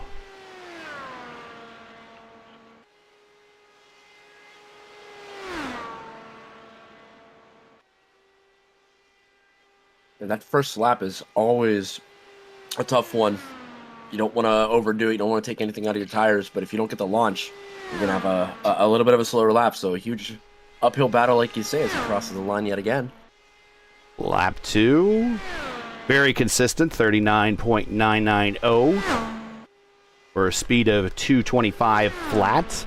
2-lap average of 225.304. Yeah, it's one of those things I always warn my daughter about when she goes to college. You know, if you start the semester off bad, or you start the year off bad, it's raising that grade point average is always tough to do. But once you start high, it stays high, and it's very much the same way here in qualifying for the Indy 500. You get that big first lap in, and you could actually fall off a little bit on that fourth lap if you need to. Lap 3 in the books for Stover, pushing hard, try to bring this one home. It's a 40.042.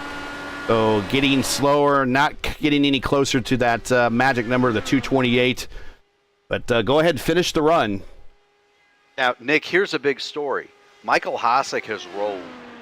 Neither Jesper Orman or Henry Bennett are going to be in the Elite Racing League Indianapolis 500. How's that for a story? Oh, that is quite shocking. It's a bit sad to see to not have either of them. But yeah, I mean that's Indy. That's Indy plays no favorites, like Gary said a couple minutes ago. Yeah. And last lap for Stover, 40.119 brings him down to a 224.94 lap average. I mean, you turned it in, you got it in the books. Use it as a learning experience. But unfortunately, going to be the slowest probably on the 33rd shootout. Last car on the track, Michael Hossack. And so, Derek, this is a story for me. And so Michael Hossack is a gentleman cup racer. He runs the IndyCar Series full time with Elite. He is, noted for his persistence. He's a very safe driver. He's a wonderful guy to be around. He's a very nice guy. He does not always have the speed, but he's a nice guy and genuinely pretty safe and pretty fun. Eric Macedo, or Tate Lytle, is a Cup champion, right? So the races that Tate Lytle is winning and running in the top 5, Michael Hossack is generally running around. Here we go. It's starting off good. Time, 39.327 seconds. Speed, 228.850. We are potentially watching a Juncos bumping a McLaren situation here, if this holds. That's how big this is. Michael Hossack, 4,000s up on a champion. Lap 2 in the books coming right now. Smacking that yard of bricks. Sounds like a shotgun going off on pit road there. 39.413. 228.351. 2-lap average, 228.6. Nick, it's a dead heat. Yeah, and he's got a better track. The track temp actually went down about 3 degrees over the last 5 to 10 minutes here. So we'll see what this lap 3 can bring for him. But if he can keep it steady, It's on. It's a dead heat, baby. They are literally dead even as Michael Hassett comes off turn 4. Derek, what do you think Michael's thinking here as he comes across the yard of bricks? One more. Well, first of all, keep all four wheels on the pavement would be number one, and try to get around this speedway as quickly as he can, because he's got obviously, like you said, one more shot at this. Here's if he wants your to make it in. Here's your time and speed report for lap 3. 39.500 speed, 227.848 lap average, 3-lap average, 228.349. Coming to the checkered flag. This is going to be really, really close.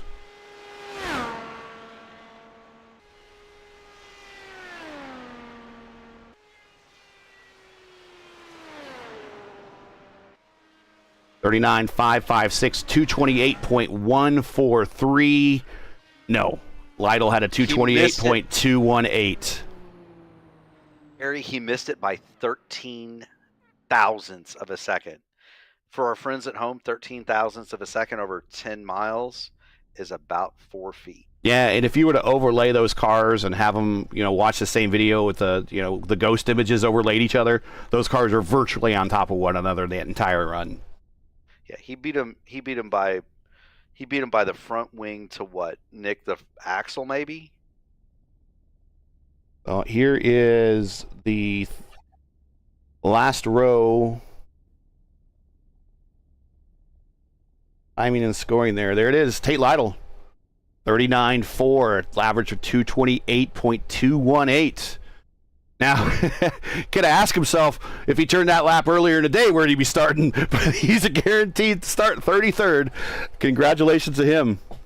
So I'm gonna get out of here, and I got to work in the morning. But consider is made up. You there? I think it's just back to us now. Can you hear me? There you are. Okay, so consider this. The last row consists of me, who is a terrible race car driver, Seb Alexander, who is very, very good, and we know that, and Tate Lytle, who is one season removed from winning the Elite Racing League Cup Series. That's a pretty stout last row. That would be the equivalent of having a last row of, I don't know, Rich Vogler, Tom Sneva, and Kyle Larson. I'll take it. Wait a minute. Tad just said Michael Hosick is in. Is Hosick in? I don't know. The timing and scoring still has. I don't know. Tate Lytle is at 39. Nick, yeah. Can you hear race control? No. We're showing unless they copied the time wrong and typed it in wrong. I'm showing right now Tate Lytle. I'll refresh the page. Yeah, his average time was at 39.436 with an average speed of 228.218, and Michael Hosick average time of 39.449 with an average speed of 228.143.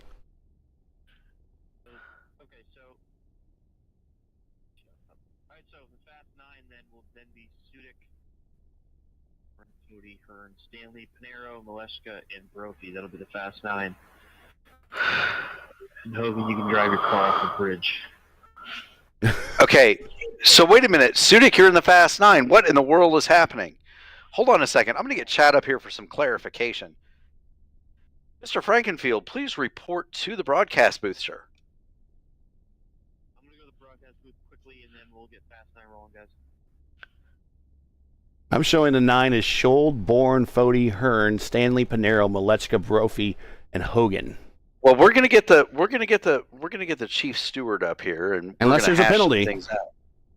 Well, there could be. So you have to maintain. There are several things that you have to do. One of them is maintain 125 miles per hour. Yep. After you exit turn 1 on the warm-up lane, Mr. Frankenfield.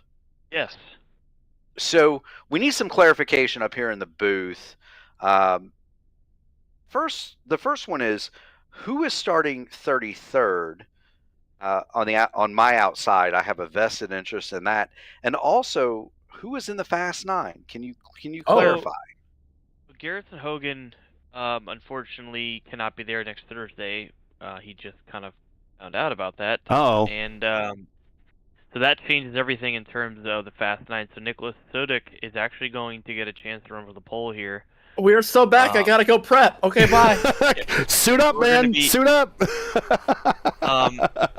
It's Indianapolis. Here, man. Nick, take my shoes. You got to go with the Eddie Sachs, where he's waiting on pit road for their car to stall on the front straightaway. Yeah, so that's the Fast Nine. Harrison gets out, everybody else is back in. And then everybody bumps up. So Michael Hosick will be P33. Tate Lytle will start 32nd, and then the reserves will go in the order of whatever they were in the bumping round here. So that's how that works. So these guys are going to run for pole now, and then it's going to be points 1 to 9 based off of where you qualify. So, be interesting here. I'm going to head back over, and we'll get rolling. Right on. Interesting. Gary, Eric, I'm going to go. I'm going to go. One, the wonderful Miss Natalie is glaring at me. The other is I do kind of want to be alone with my thoughts for a minute. And I wish everybody in the Fast Nine the best of luck. And back row is what it is, and we will see them at the front on Thursday. So we are going to be watching for Nick Sudik first. Whenever he comes on, we'll get him on the camera here. But Gary, thanks for having me in the booth. Derek, you're awesome. Tate, congratulations on making the race. Please don't hit me on lap 1. No, I will not be. And I'll see y'all Thursday night. You know what? See you, Mark. You know what? I'm glad I got him fooled because, like I said, I'm not great by any stretch of the imagination. But Tate, congratulations on making the field by the hair of your chinny chin chin per se. Talk about your run there. That was, I mean, obviously I don't run Indy cars very often. More of a stock car guy, and I don't really know what I'm doing. I was just going off some advice of some people that I think know what they're doing. So I was just moving the weight jacker how they told me to, and hoping for the best. And when I came off 4-lap 1, I was like, that felt like a pretty good lap, but I didn't think it was going to be half a tenth faster than any of the laps that they had run so far. But when I saw the 3:01, I thought we were in business there. And unfortunately, Henry Bennett lives over in the UK, and he's probably fast asleep right now, not even knowing that he's not in the show. But it worked out for me that he is. But it's also unfortunate for the league that he's not going to be in the race, because that's one of the fastest guys that had the potential to be in the field. And he's rolling. Nick Sudik. I'll give you what he did on his first attempt. He just did the one attempt. I don't think he went back out. But he did his first lap was a 2:28.3, second lap 2:27.8, 2:27.2, 2:27.7, or 2:26.7 for a 4-lap average of 2:27.553. So that all resets now. And he is going to be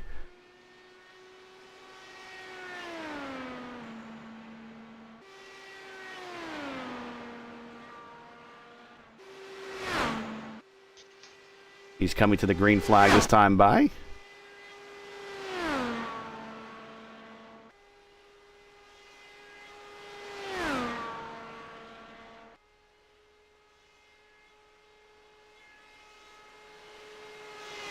As Tom Carnegie used to say, and he's on it. Oh, getting up really close to the north on the south side short chute wall there.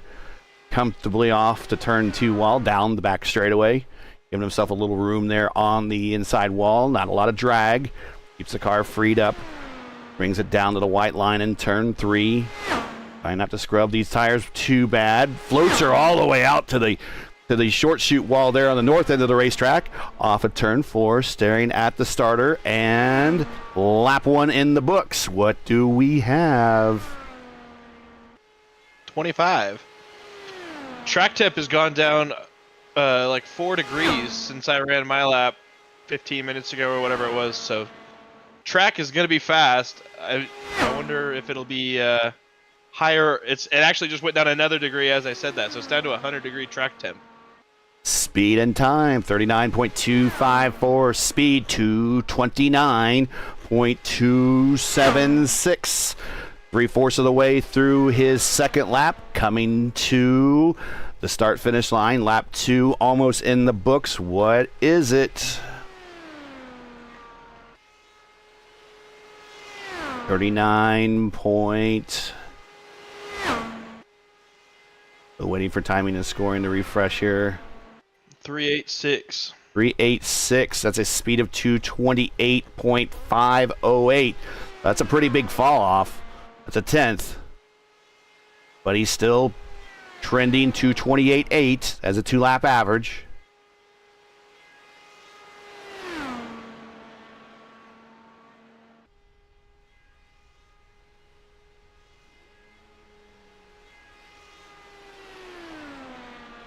And that one,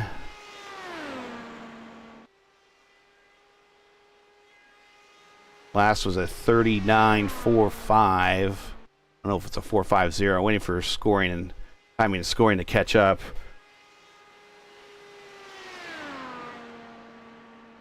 Or 5 something. I'm not sure what that third decimal point is. 0. Is it going to be a 4.50 flat? Okay. So that's a 230 point, not a 230, 239. I see a 39.450, a 228.137, 228.6 is the average. Now the run is done. What's the last lap? 39.52. 39. 5.23 is the 5.23. That's a speed of 227.716. 4-lap average, 228.408. Increases his speed by 1 mile per hour over his first attempt. Nick Sadiq, his run is done. Let's see where he lines up right now. Provisionally on the pole. You could say he sat there for a little bit. Now on the speedway is Ryan Schold.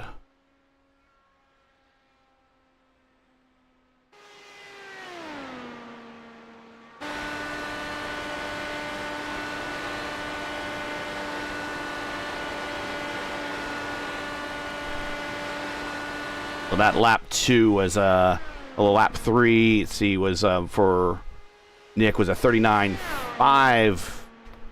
45. 39.45 was lap 3. 52 is lap 4. That was a 3:04. Half a tenth off of Sadiq. We got Schold here.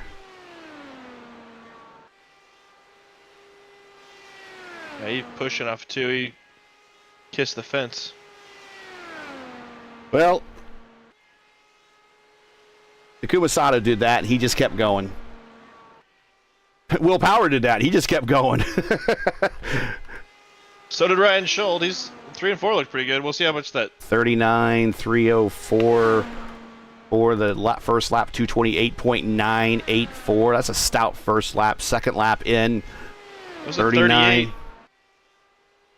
38.1. 381, 228.5. Looking very good. Halfway through the run.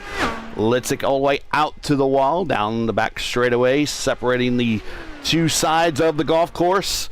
Coming into turn 3, backs up to a local neighborhood there. There's a guy that has a treehouse back there that overlooks the stands, and you can watch the race for free from his treehouse. Turn 4, coming off to turn 4, paralleling Georgetown Road down the main straightaway. We're going to put 3 laps in the book for Schold.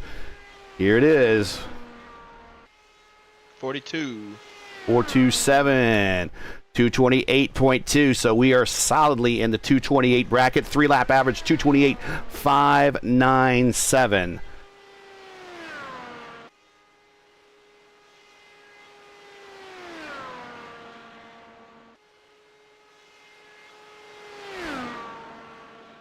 At the completion of this lap, probably that is going to propel him to the provisional pole. We'll just need to see what the time and speed is. Schold completing his second 10-lap run of the day. Hard work is done. What's the speed? 47. 39,477. 477. Speed of 228.9, so he dips into the 227.981, so he dips into the 227s, but a 4-lap average of 228.4, and that is good for provisionally on the pole.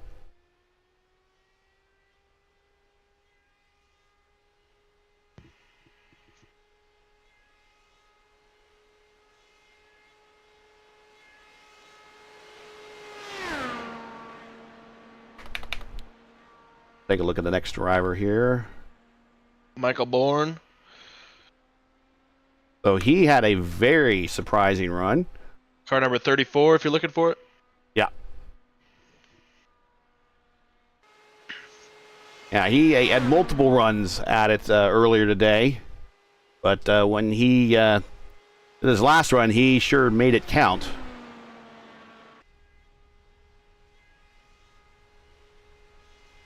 Lap 1 in the book.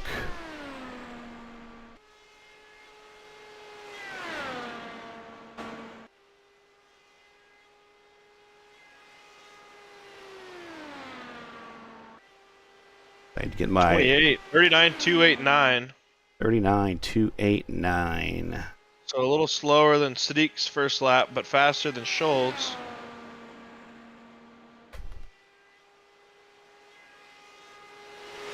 229 flat. Pretty good exit there.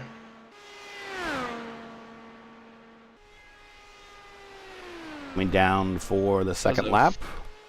Slowest of the three lap 2 so far, 39,414. Ooh, yeah, fell off big time. He had to lift one in one of the corners. Not sure how the wind is also impacting out there. 228.345. That brings his average. Thankfully, he had a good first lap. That brings his average down, though, to 228.708.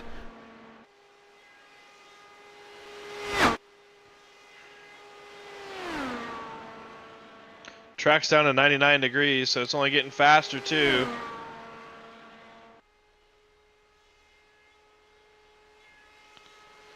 $39,478. Slowest of the 3 lap 3s so far. Yeah, but it's not a bad fall off. Not at all. Yeah, he's a 414 versus a 478. So not a completely bad fall off there. Still within the same 10th range. 4-lap average, or 3-lap average, 228.4. Coming to complete his run. He's worked for it today. I believe this is his 4th run of the day.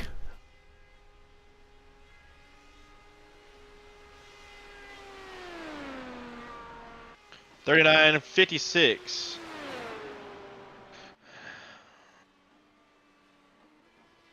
$563. There it is. And as a 227.485, 4-lap average, 228.218. And that will actually keep him at 3rd fastest here of the Fast 9. Currently Next up, Tyler Fode. Yeah, this is going to be a good one here. Watch him. As a NASCAR guy, me and Fode have had a lot of battles. He's won the Brickyard 400, Southern 500, won the Daytona 500 a couple times, Coke 600. He's won them all. 19-time Cup winner in Elite Racing League, 34-time Xfinity winner, 20-time truck winner. He's got 2 truck championships, 2 Xfinity championships, and he finally got his first Cup championship last year. And now he's in the Fast 9 in IndyCar. So if you need a guy to drive something, I know a guy. First lap. 39.27. Second fastest first lap of the field so far. 2.7 flat. All right. 229.1. Good start. Looking at turn 3, getting it right down to the white line. floats out to the short chute wall there on the north end of the racetrack. Coming off of corner 4, staring at the start-finish line and turn 1, lap 2 in the books. 39. Third fastest, but only by about 100th. Yeah, he's right now 2-lap average, lap 2, 39.393, a lap of 228.467. 2-lap average, 228.824. Halfway through his run, 5 miles down, 5 to go.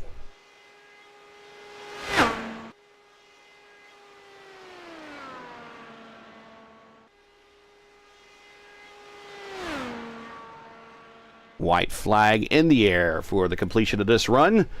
1 more to go. 47. 39.474. The speed of 227.998, on the cusp of 228 there, just barely missing it. But still a good solid 228 average right now, 228.548. Halfway through his final lap, looking at a solid start here for next week's 500 off of quarter number 4. Bodie going to bring it home. His day is now done. What is the time? 5:41. Yeah, 39.541. Speed of 227.612. 4-lap average 228.313. And that should bring him now provisionally. It's Schold, Sudik, Foti, and now Bourne are your top 4. And now we're watching the pro, Richie Hearn.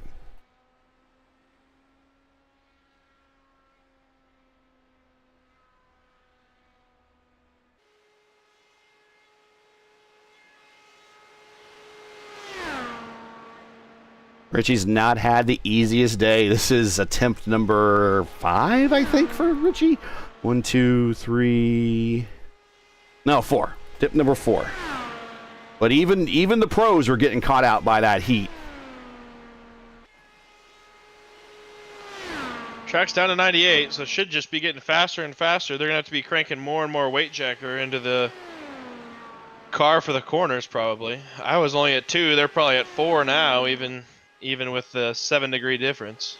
Well, that first lap was a good one, 229.095. Starting off strong in the 4D car. To make Jimmy Herrick very happy. Coming to lap 2. The only man in this field who's done this for real. Multiple times. 39.285 lap 1, 39 what for lap 2? I didn't see a lap counted, to be honest. It's not showing me anything. I'm waiting for timing and scoring to figure out what's going on there. Did we get an X on a wall somewhere maybe, and that's what's going to negate the lap time? Well, it still should have showed his lap time. Okay, so we got a... No, that's not right.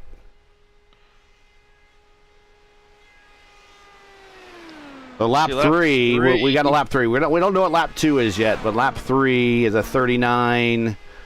51, slowest lap 3. Yeah, 227.762.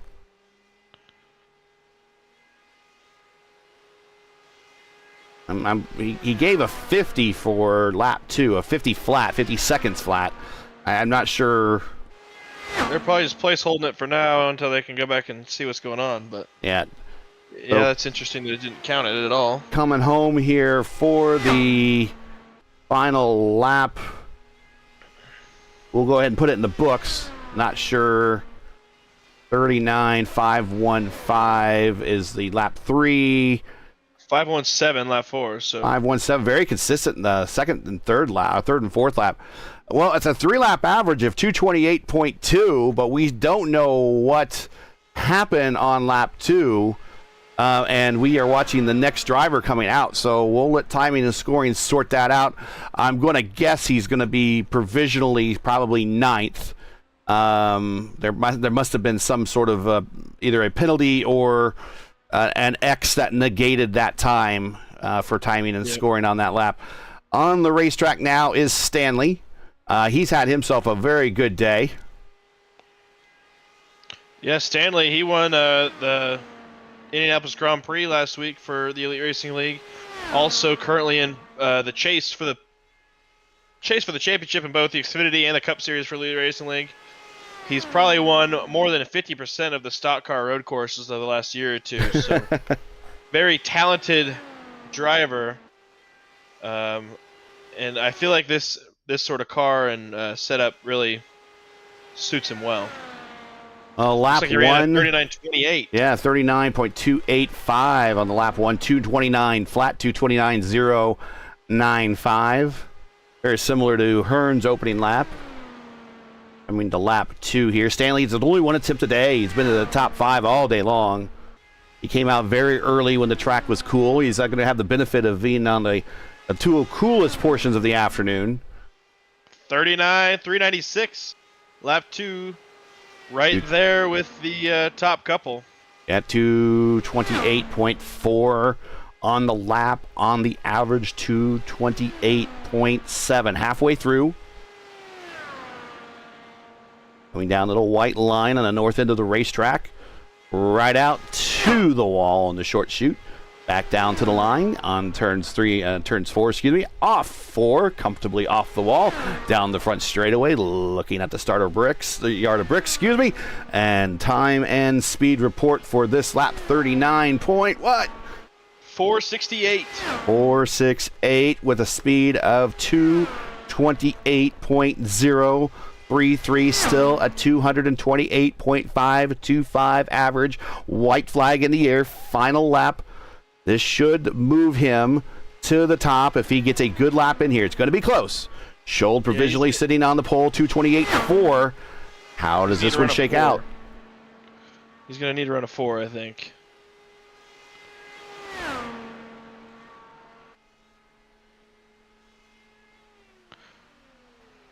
And that was a 507. 507, so not quite. Not quite. Pretty darn good. 228, 345. 345 is the 4 lap average. So he is done with his run. So now we have Adriano 4 wide Pinero, as I like to call him. And the reason I call him 4 wide is he decided that during one of the Indy fixed races at Talladega that he wanted to take it 4 wide through the tri-oval, which probably wasn't very smart, but it earned him the nickname 4 wide Pinero. And he is one of the fast guys in the league. He's in that the Brazilian flag car, very, very reminiscent to what Christian Fittipaldi drove back in the 95 Indy 500. Yeah, Pinheiro, he's one of the fastest guys in IndyCar you're going to find on iRacing. Yeah. Many time. Oh, my number's normally 56, but as long as 56 is winning, he can have it. Many time winner on the Indy Fixed Series. Not having the greatest season in the IndyCar Oval Series to start this season right now, but former champion there. Well, a 39.231 will help. 229.410 miles per hour. Needless to say, Adriano Pinero is on it, halfway down the backstretch, staring at turn 3. He's going to crank this wake jacker up to about 4 right here. Get it all the way down to the curb. Let it wash out.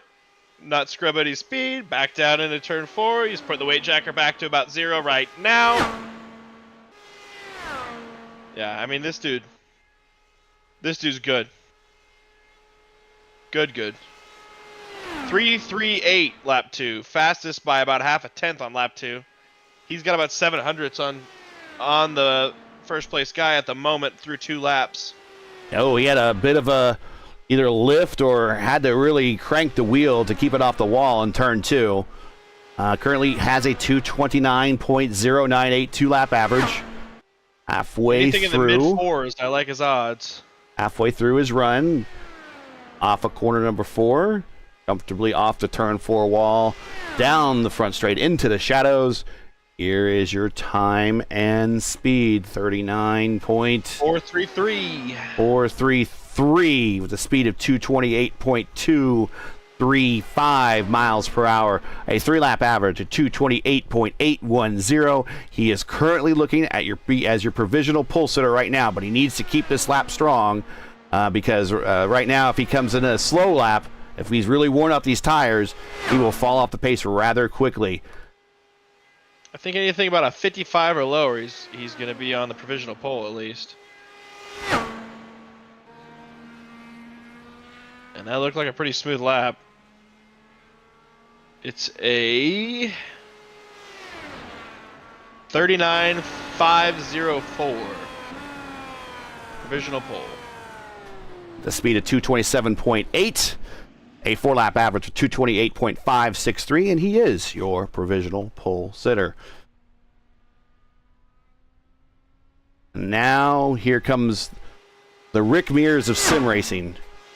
It's this man right here, Robert Malechka III, RM3, crushing everybody in the IndyCar Oval Series this season in the official races. He wins just about everything he gets himself into. He's already set a new points record in the IndyCar Oval Series as well. Started off the season winning the first 5 races. He's only been on the podium the last 2.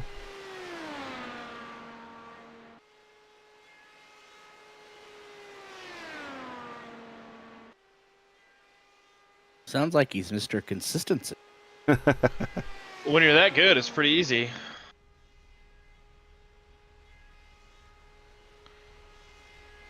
Oh, Tate, we all know you're up there in that league too. Not in these things. 39.274 lap 1. 400ths off of Pinheiro. Is that 274? Okay. Yep. That's a speed of 229.159.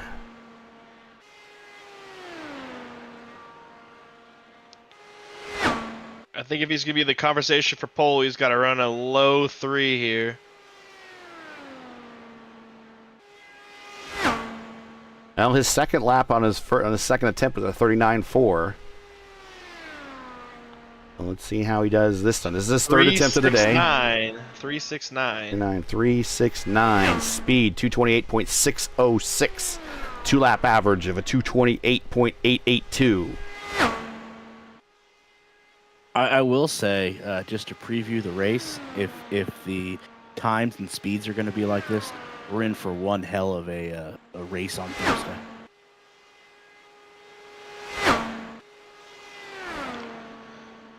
Yeah, it should be pretty good. The setup's fun. It's not just going to be a pack race like it can be sometimes. Lap 3 from Leska. 432. 432. Yeah, that's 228.241. 228.241 miles per hour. White flag, last lap on his attempt. Currently tracking provisional pole, but he needs to put in run about a 46. Yeah, he needs to put a big lap in here to hold it. Better than that, actually. He's going to need to run up another 43, probably.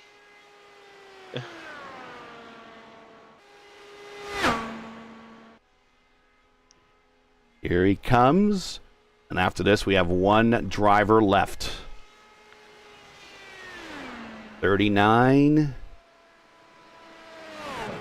453. 228.120. This 4-lap average, 228.531. Just shy of Pinheiro. 228.562 or 563 if we round up. So Pinheiro still on the provisional pole. And the guy that's been pretty much sitting at the top all day in that bright green private label Team Hype car, one of the super teams in the IndyCar and the iRacing IndyCar community.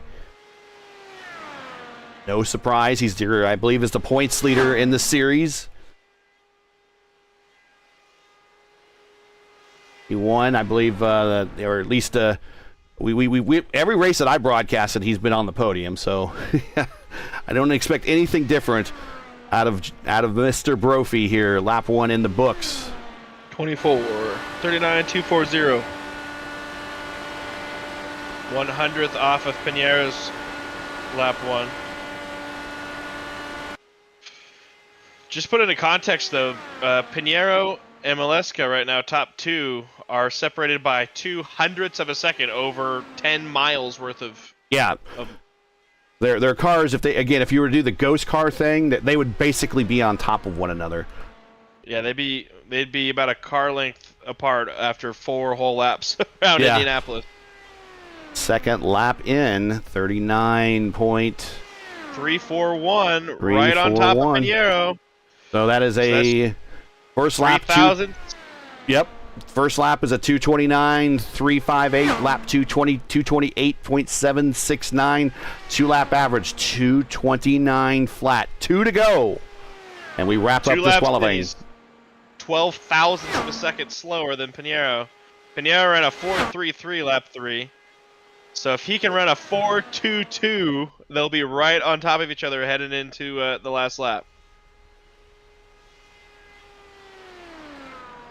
A 4.13. 228.351 miles per hour. 228.351 miles per hour.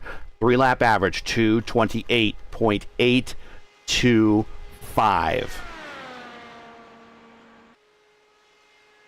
Anything faster than a 39.496 puts him on pole.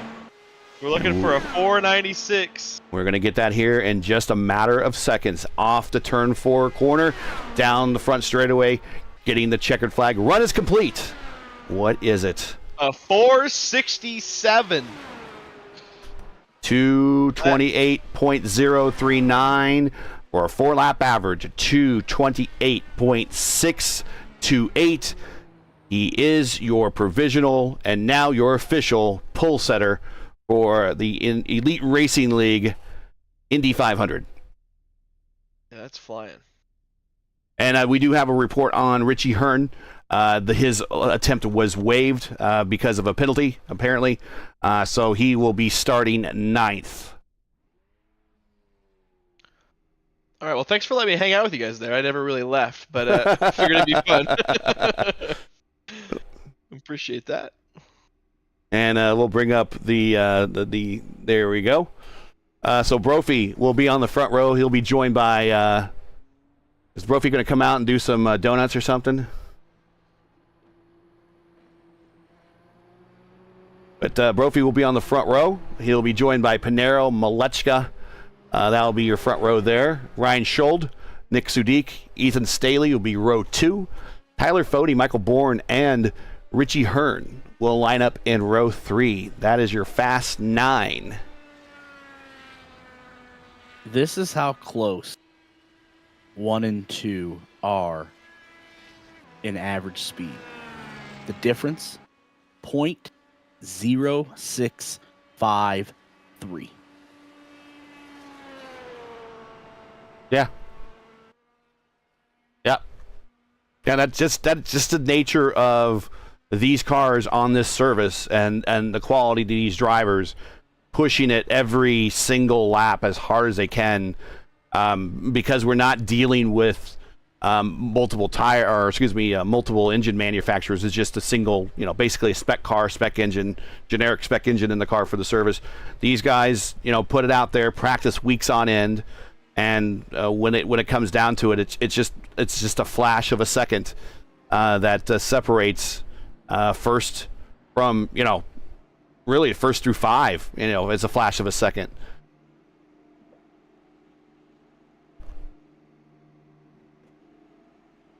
And we should have somewhere, if someone wants to send it to me, the official starting lineup now.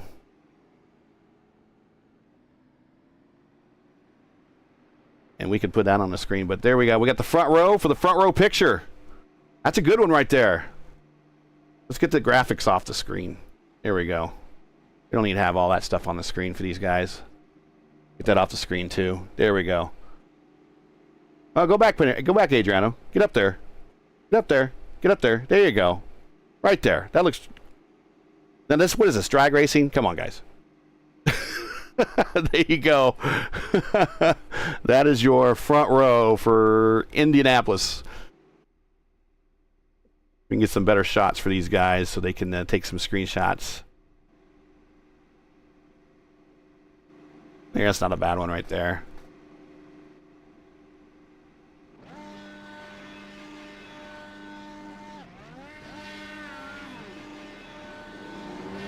And apparently it's celebration time now. Yeah, if we have one of the guys that can send me the official lineup, I'll go ahead and read that. I see that in a list of.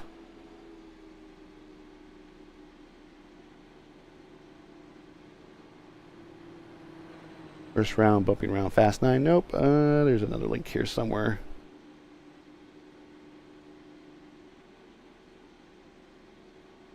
Let's see. Let's get this practice timesheet. Not a lot of people practice. I was kind of surprised. I thought more people would want to put some practice into this, especially at the way the afternoon kind of shook out with the heat and everything. And not sure how race day is going to be. No, so I don't have.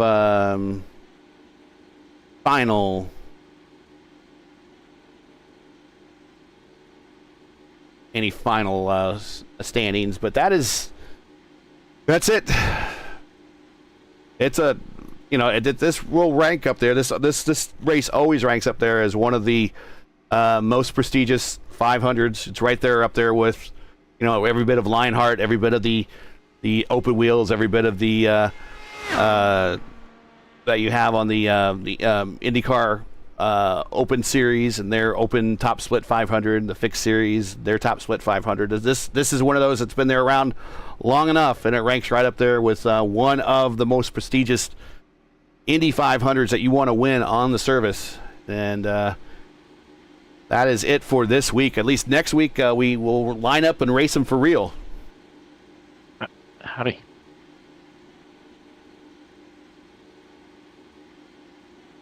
I do see, Gary, that we do have the 2/3 of the front row joining us. First, Jason Brophy, if you can hear us, congratulations on your pole position.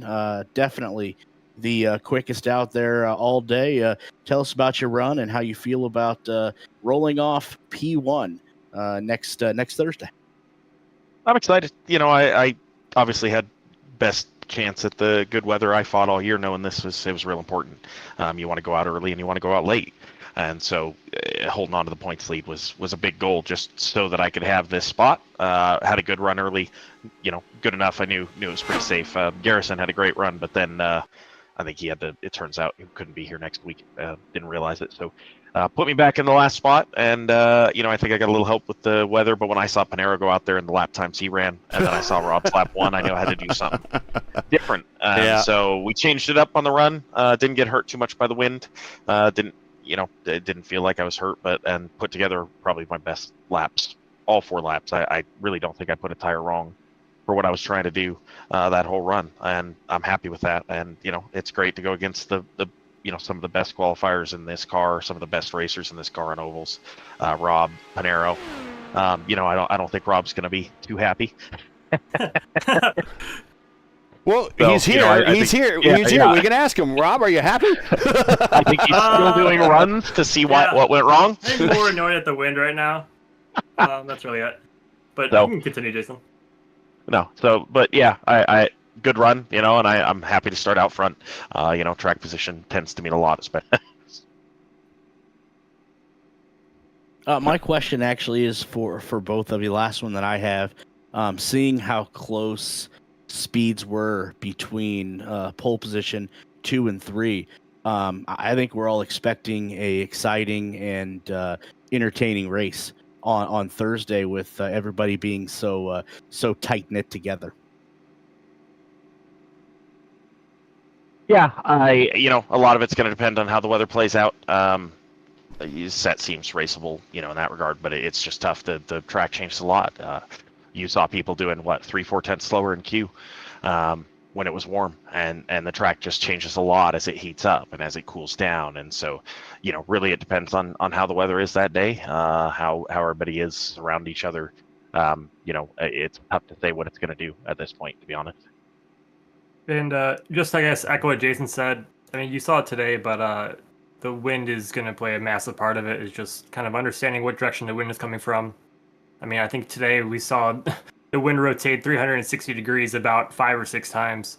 It's, I know we're going to put in a great race. It's always great for Chad to kind of host these, and for a lot of us guys that are going for the big crown at the end of the month. It's the first race of May that is a great warm up. It's a shame that a lot of the other top guys don't do it, because in my opinion, it's just, you finally get some race action with other people that are not your teammates. So hopefully, in the coming years, we get some other pretty big names coming. Last thing for me, I need to get off here because 5 a.m. comes early. But Jason and Robert, again, congratulations on P1 and P3 respectively. First, Jason, anybody you want to give a shout out to?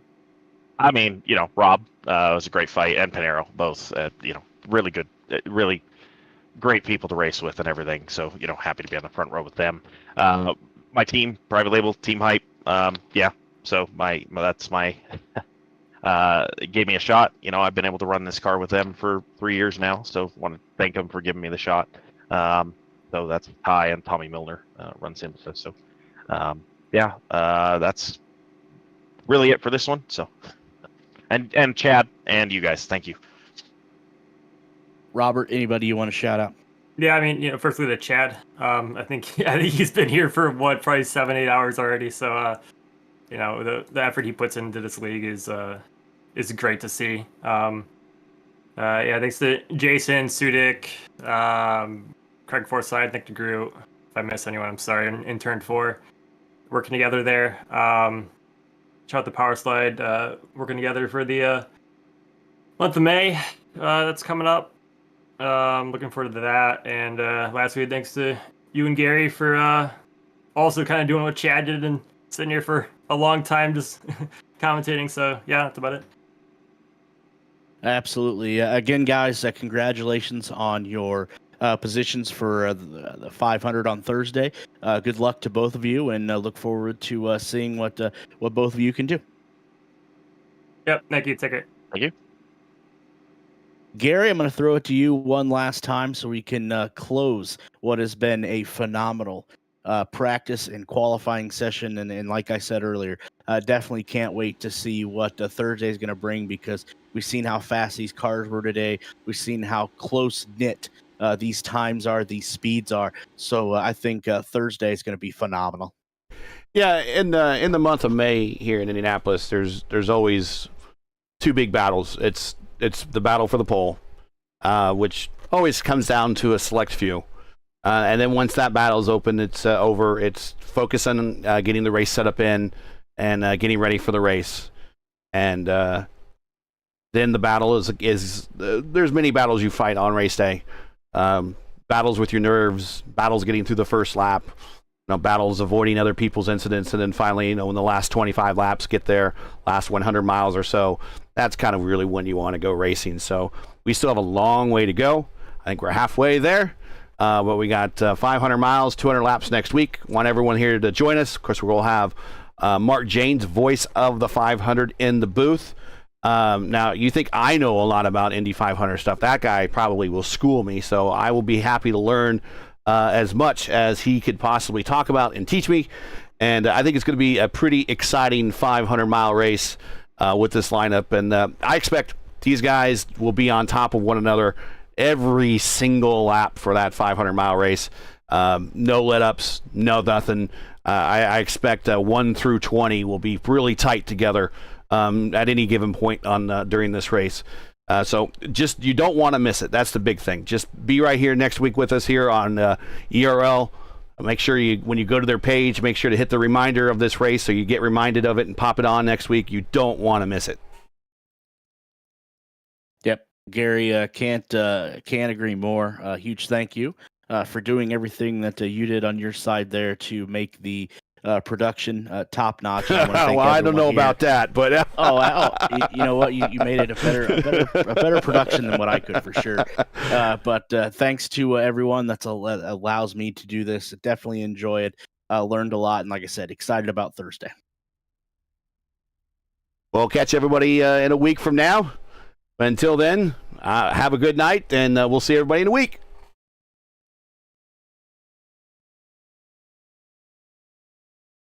The NASCAR Cup Series returns to Worldwide Technology Raceway on June 1st and 2nd, 2024.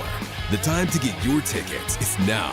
For only $10 down, you can lock in your seats for an incredible weekend of family fun, featuring the Enjoy Illinois 300 and the Confluence Music Festival. Racing, music, camping, it all adds up to one amazing party. Go to www.raceway.com for the hottest ticket of the year. Racing isn't easy, but experiencing it is. iRacing puts you in the driver's seat with the industry's leading sim racing game. Drive on laser scan replicas of the greatest racing circuits from around the world. Go head-to-head against other drivers chosen by skill-based matchmaking to ensure competitive racing at every level. Compete across all your favorite series. In officially licensed cars, engineered to deliver the most accurate driving experience possible.